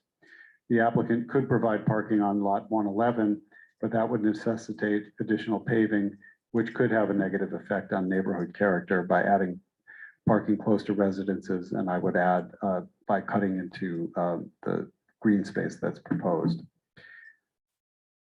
The relief to be granted is the least relief necessary.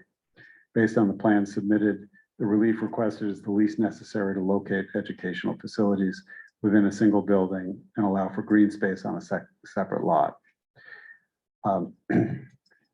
Evidence shall be entered into the record showing that in granting a dimensional variance, the hardship that will be suffered by the owner will, if the variance is not granted, will amount to sorry, I should read the whole thing. The City Plan Commission, as part of Unified Development Review, requires that evidence to be entered into the record of the proceedings showing that in granting a dimensional variance, the hardship that will be suffered by the owner of the subject property, if the dimensional variance is not granted, will amount to more than a mere inconvenience. Based on a review of plans, a denial of relief could result in more than a mere inconvenience, as it would require the applicant to locate facilities in different buildings across the street and reduce the amount of green space on lot 111, which could have a negative effect on students in the surrounding neighborhood. So based on that, we recommend that you should grant the requested dimensional relief for maximum building coverage, total maximum impervious coverage, parking, and rear lot setback requirements. So that's the dimensional variance. Next is the findings for the land development project. First is consistency with the comprehensive plan. This is an area that the plan intends for low density residential development. The plan describes this area as one intended for 1 to 2 family dwellings.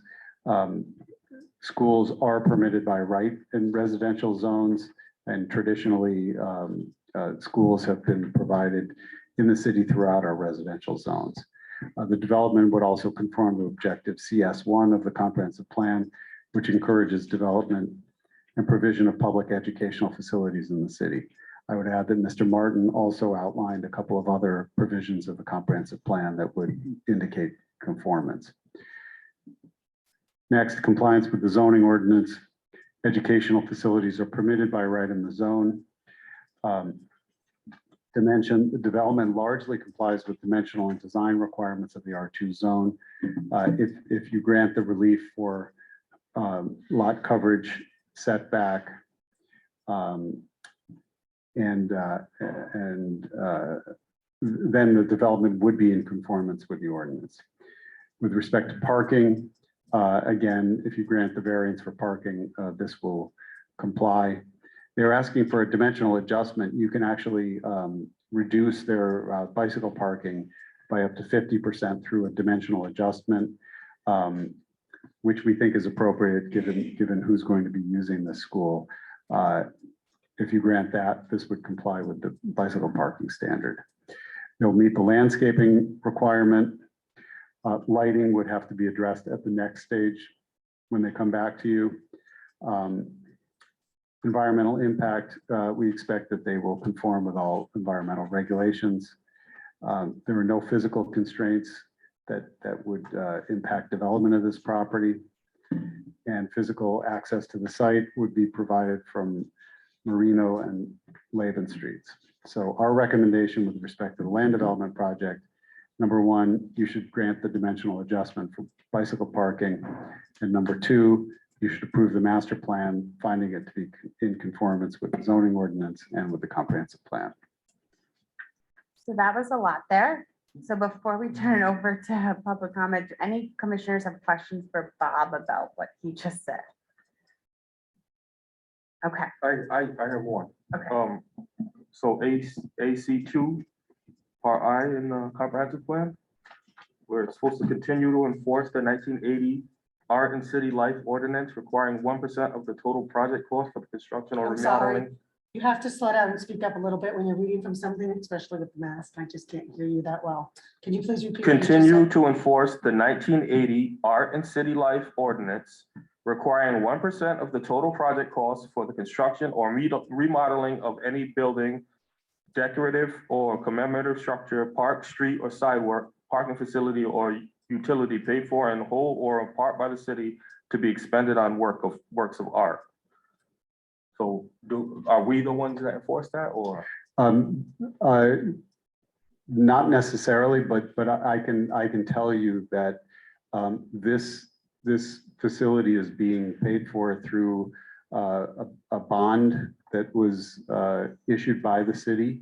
And the city does take 1% of the proceeds of that bond and put it into that art and city life fund. All right. I didn't even, so just to clarify this, that 1% doesn't have to be spent on the particular project. It could go into the fund to be used. Yeah, well, I wouldn't say that I have complete expertise in this area, but my understanding is that it's not a site specific expenditure, but that it is used citywide. So for example, when we borrow money to pave streets, we don't necessarily install art within the streets, but a percentage of the overall money that's borrowed goes into that fund. And that is being actively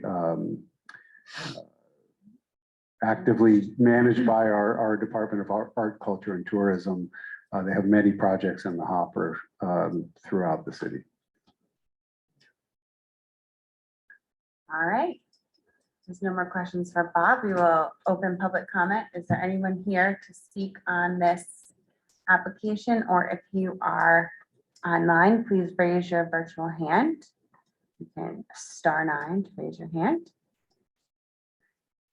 All right, there's no one from the public that would like to speak, so we will close the public comment. Commissioners, we get to deliberate and vote. What do folks think? I think it's an exciting project. I do want to commend the Providence School Department and I guess Salvador as the COO and representative here. I noticed that there was the STEAM room, which by the way is science, technology, engineering, arts, and math. For sometimes we throw acronyms and don't realize the public may not be aware. But I love seeing that there was a STEAM room, and especially that there was an art room and music room. And I hope that as we're trying to transform our school system in Providence, that we continue to align with those parameters to make sure that we get a nice, wholesome education for our children. So, so thank you. Any other comments? Okay. Just make a small, the Spaziano School was rated pretty poorly, and this is a tremendous expenditure. I just, is there actually data that shows that you build a beautiful brand new school and you get an improvement in student education? I know that's not really part of our job. maybe. I have an, Oh, good. I have an answer for that. If you Good. want. I had two, but go ahead. If we Like ask, them both. if we asked everyone in the room to write down on a card, what the definition of education was, right? We would have how many different answers? Everyone would give right a different answer, right? So in math, there's something called Lebesgue measurable, meaning that if something is not measurable, then you can't measure its improvement. So since we don't have a proper definition of the improvement of education, there would be no study. So it's impossible. But what we do know is that having a nicer building is better for the kids. So whether that is better for education, we don't know because we don't have a real definition of it. But what kid wouldn't want to go into a newer, nicer building? I'd rather go to Oxford.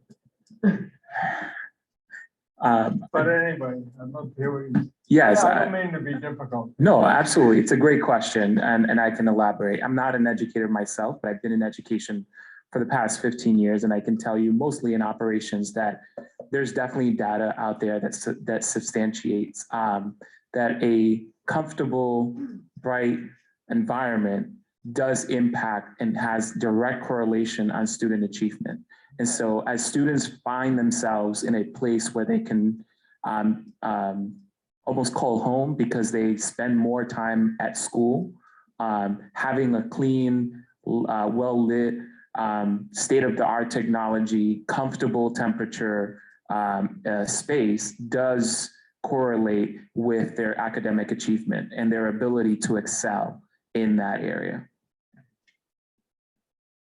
Okay, I'm not gonna fight you. I hope so. I hope so. But since there's I no think- proof, I hope so. I think we should get back to, because we have another agenda item and we're, Okay. anything regarding this application that folks want to discuss as a commission? No, okay. Yeah, a lot of variances, but they seem to be lined up pretty well, make it work as a project. Is there a requirement for actual easement with the church for the parking? Yeah, so because if they were to, there wouldn't be an easement, but you're granting them relief from parking, subject to them, having this lease agreement. And we would expect is that, maybe I can ask, is that lease agreement in place today, or you expect it to demonstrate to us at the next stage that it's going to be in place? Sure. So it is not in place currently. The city is in, it's in negotiations with St. Anthony's Church Corporation. Yes, we do. There are minor details still left, business terms, and we do expect to be able to work out all of those. So Maybe we should make that a condition. yeah, we could make that a condition of preliminary plan. That you're granting the relief. So if you want to say that it's subject to them successfully executing a lease and presenting it at preliminary plan, then you could certainly do that. If I may speak to that point. So we're hoping to avoid a condition, just in the slim chance that the city does not end up securing the lease for the church site. There's a possibility of an alternative approach if the city's not able to get that site, where there would be some adjustment made to the green space on the lot across Laban. So that's the alternative, and this, the city's hoping not to be bound by that condition of needing to actually secure that lease. So I would just like to make a statement that I would feel much more comfortable voting on approval subject to the condition, because I think part of what makes this, there's a lot of relief that's requested, and part of what makes feel like they have satisfied the standards for relief is what was talked about today, and about the amount of green space, and about that green space and playground space being able to be used for the students and for the community. And I think even one of the specific relief that we're granting actually has to do with the amount of green space. And so I understand that the applicant may not like that condition, but and I can't make a motion because I'm the chair today. But I would just say that I would prefer that we do have the lease, and I would say that we could make it open where they could get a lease, not at the church, like a lease for parking somewhere else. But I think that's important to me, and it sounded like from people's comments that was important to other commissioners too. I mean, I would agree, and not only that is that I think if we're making a condition based on this parking, shouldn't it have specifications in terms of at least some type of a term? You know, it's not gonna be a 1-year lease, right?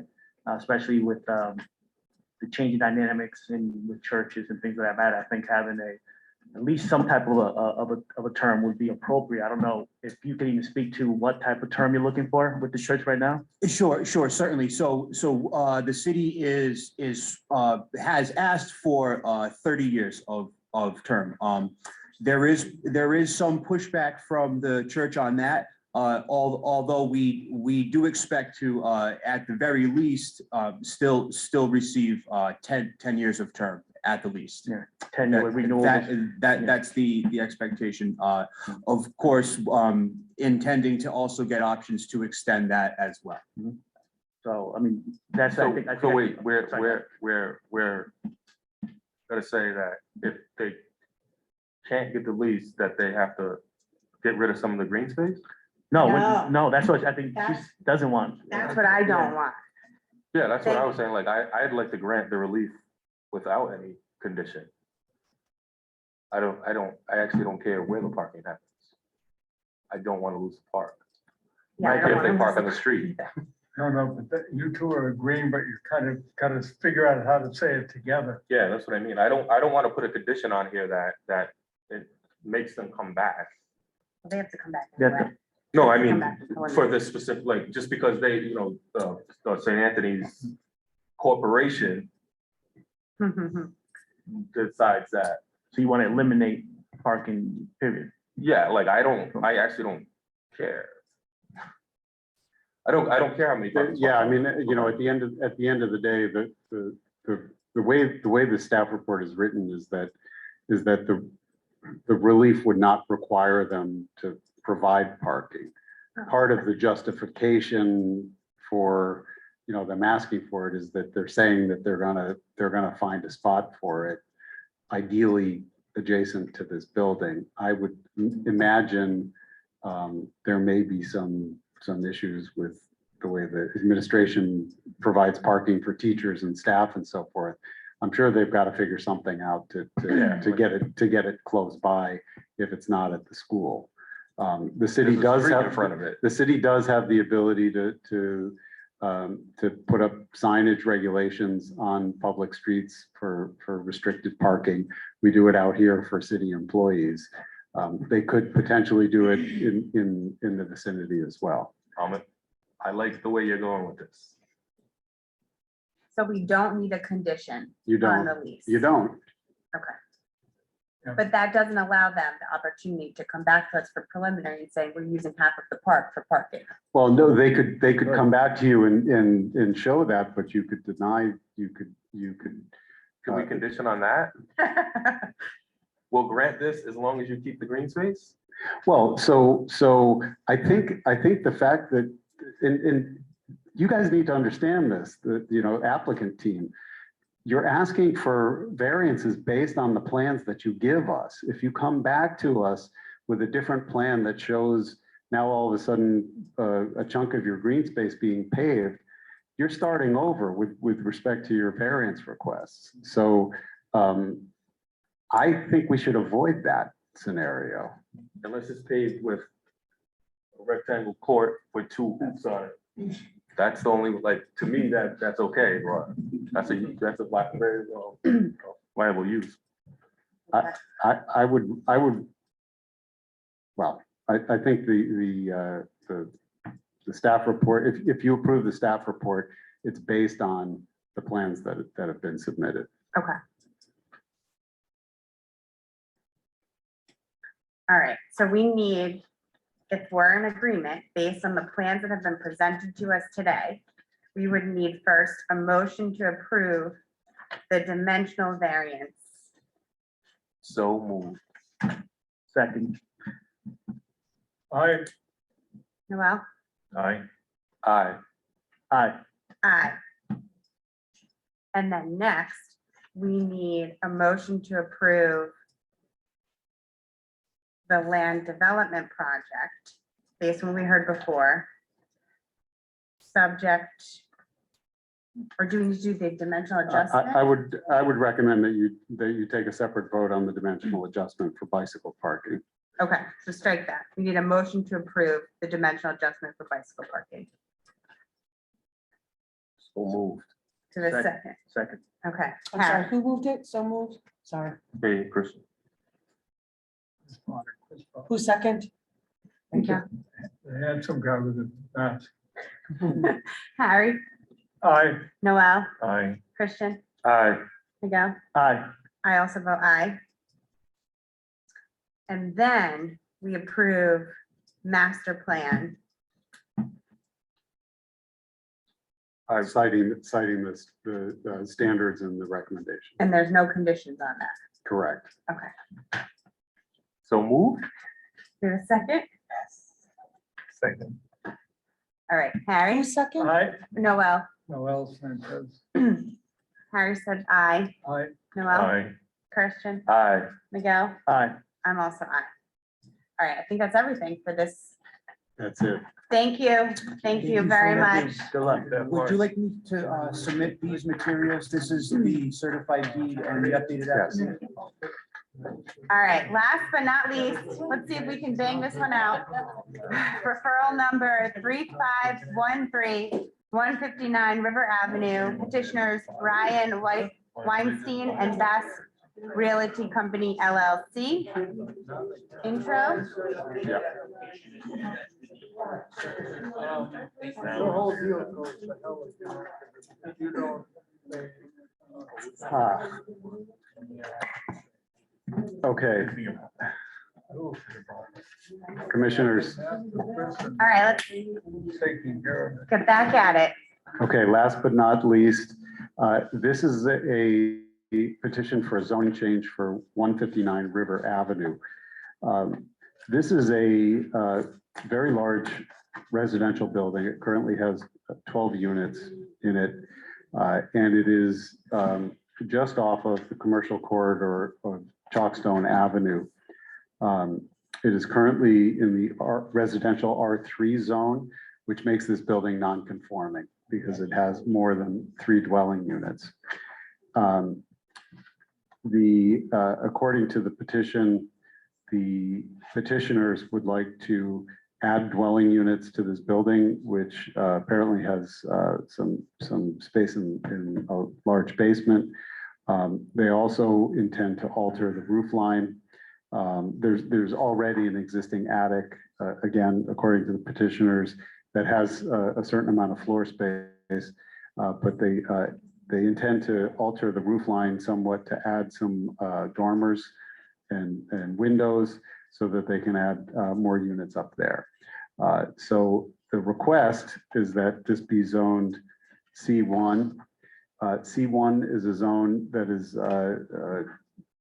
diagonally across the street and just up on Chalkstone Avenue. And the rezoning would come with a condition that this be limited to residential uses, similar to rezonings that we've done in the past. And the reason we're using the C1 zone is because unlike our R4 multifamily zone, C1 allows for a higher density of residential units. So with that, I think we can turn it over to the petitioner. I'd be happy to bring this up on the screen if you would like. If you could, Okay. we're just relying on what's been submitted in the application materials. We don't have anything additional other than my presentation this evening. Chair, honorable members of the commission, my name is Dylan Conley. I'm an attorney on behalf of the applicant. I have here with me today Brian and Shannon Weinstein of Rent Prop Realty. They're functionally the applicant for the project. And I'm going to do my best to fill Kevin Diamond's shoes of Providence Architecture. He's the lead designer for the project, but Kevin was unavailable this evening. I actually think he's in the process of being sworn in to the zoning board at his hometown.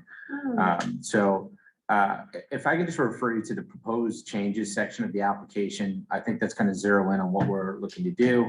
But specifically, there's already 12 units in place. We're proposing an additional 4 units in the basement, roughly the same floor plan as the floor plan on the first, second, and third. We'll make space for mechanicals as necessary. We just have a sort of a roughed out plan. You can see there's going to be 6 1-bed, 1-bath units, 4 studios, and 2 2-bed, 1-bath units. So it's a total of 24 units. And it's an old school building, but it's an existing apartment complex. If you look at the page that looks like that one, thank you, Bob. You can see on the left what we're talking about doing in the basement. The basement ceiling heights are fairly generous. There was at one point in time, I believe, a unit down there. What you see on the right is a series of smaller units. It's essentially a walk-up. We think the smaller units, which are effectively attic units, a lot of dormers inside the roof line, match the sort of people that would want to be renting those types of units. We think it's lowercase a affordable housing. We're talking about basement units and attic units. It's increased density within an existing building. So market rate, but we do think that they will be on the cheaper side for the market generally. And, you know, I don't want to go, if we can just flip one more down, we can take a look at, that's the building, how we're hoping it's going to come out. There's some structural challenges with the roof that we're still kind of noodling around, but we think that that's a good guess of what it would end up looking like. We're here for the recommendation on the zone change. We've talked to, it's actually on the building is on the line between 2 council districts. So we've spoken with both councilors. They're both in favor of the building. They both support the zone change. We plan on working with the neighbors.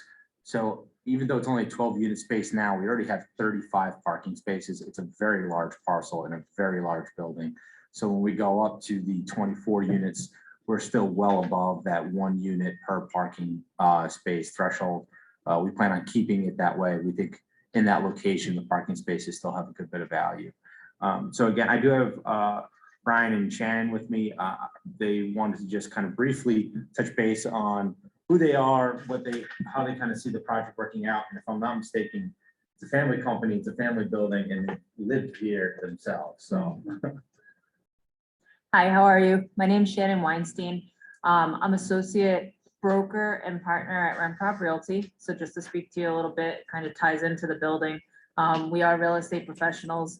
Rent Prop Realty handles rentals, sales, and property management.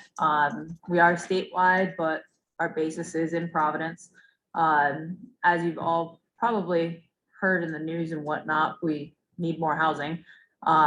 We figured that this building is a great opportunity for that, since we're not really asking to add anything except for use existing space that's already in the building, not being used for units. So we think that we could supply a little bit of that. The units that we represent agency-wise and management-wise within the city are very diverse. We have low-income housing, subsidized housing, as well as higher-end units. We essentially represent properties that are in pretty much every single neighborhood in Providence. So we're very diverse too. This building has been that over the course of years. The property has been family owned, and over the course of years has gone from Brian's father and uncle, and now the next generation, us. So we're working on continuing this building, kind of improving it, revitalizing it. With that being said, we have long-term tenants in the building as well that have been great. We'd like to keep them. They've been there longer than before we were born. And they're happy there. And that's with us managing it now. So I think that kind of speaks volumes for what we're doing with the building, because they're very happy there. And, we want to keep it that way. And then we also have the newer demographic moving in there as well. As things turn over, people move out and such, we have the young professional crowd and whatnot living there too. So I think the building will stay pretty much diverse, and we're happy to answer any questions that you have. Thank you so much. Commissioners, do you have any questions for the applicant? You said that you weren't adding any space, so the existing attic floor is where those the dormer windows are coming off of the attic that's existing now? Yes, exactly how the roof line is going to function, we don't know just yet, but it's going to be this, it's going to be what you see today. The roof line may change, but there's no expansion out. There's no additional building envelope. Thank you. The roof line is pretty different than the picture. Yeah. You're raising the roof. So 10 feet or so. we think that might most likely be what we're going to have to do. We're not 100% sure. Originally the idea was to kind of keep the roof as is, add some dormers and achieve that same amount of space, but apparently the engineering of the roof is making that structurally difficult. Pretty flat in the picture. Yeah. So Hard to tell. it's a little bit more of a mansard style, but still the floor will be a roof architecturally. So everything will be pulled back off the street and everything will have dormers.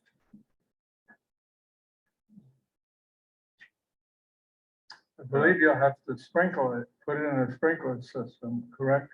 I believe so. Yeah. So we'll upgrade everything in accordance with code as a part of the process. Is there a height restriction here? Yeah, the C1 zone has a 45-foot height restriction. This is 42, right? 45 feet, 4 stories not to exceed 45 No, I'm feet. saying this one is proposed as 42, was it? I thought No, 42, I think you might have been looking at 20. the school, Yeah. one. So we don't have the final details on exactly how it'll work yet. We're just looking for the recommendation on the zone change. Those are all the sorts of things that we have to comply with. Otherwise, we'd be back before this board or the zoning board. Yeah, and just so commissioners know, the build out within an existing building, unless you're adding more than 10,000 square feet of new gross floor area, it wouldn't come back to the commission. So if they get the zoning change, which would require city council approval after your recommendation, then if they can stay within that 45 feet and the gross floor area they're adding in the attic there, it certainly will be less than 10,000 square feet. Chances are they can go right to building permits to do what they want to do. But if they were going to go above the height. If they had to go above the height, then they'd have to go to the zoning board for that. But I think they're probably right there. Yeah.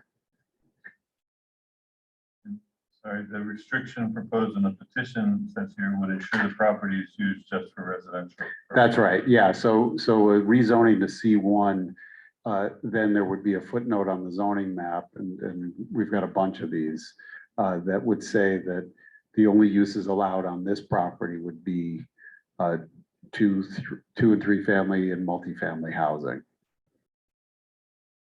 Multifamily being anything more than 3 units. So this already is multifamily housing, and it would have to continue to be used that way. And what that prevents is, let's say they sell it to someone else, and because there's other uses in the C1. Certainly, all kinds of commercial uses that would not be allowed. And how you to remove that restriction? The city council, it would have to come back to you for a recommendation, and then it would have to go back to the city council. To take off that restriction. Correct. Correct.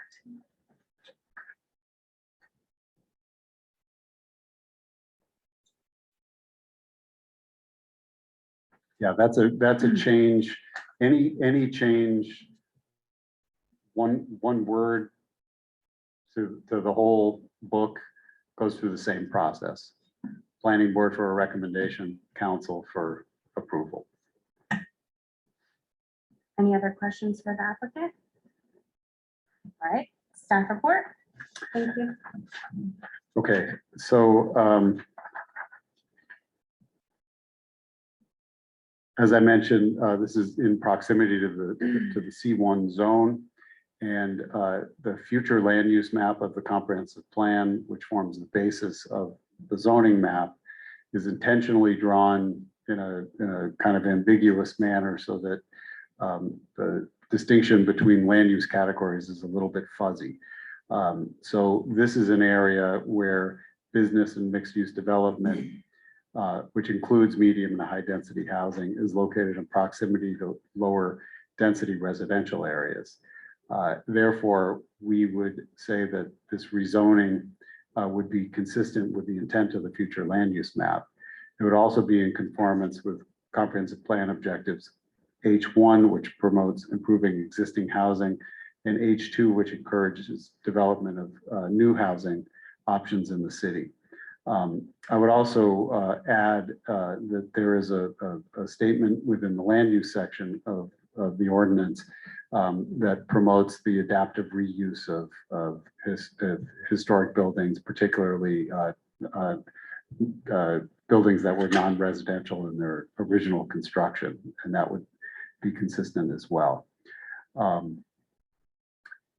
As has been stated, there's ample parking.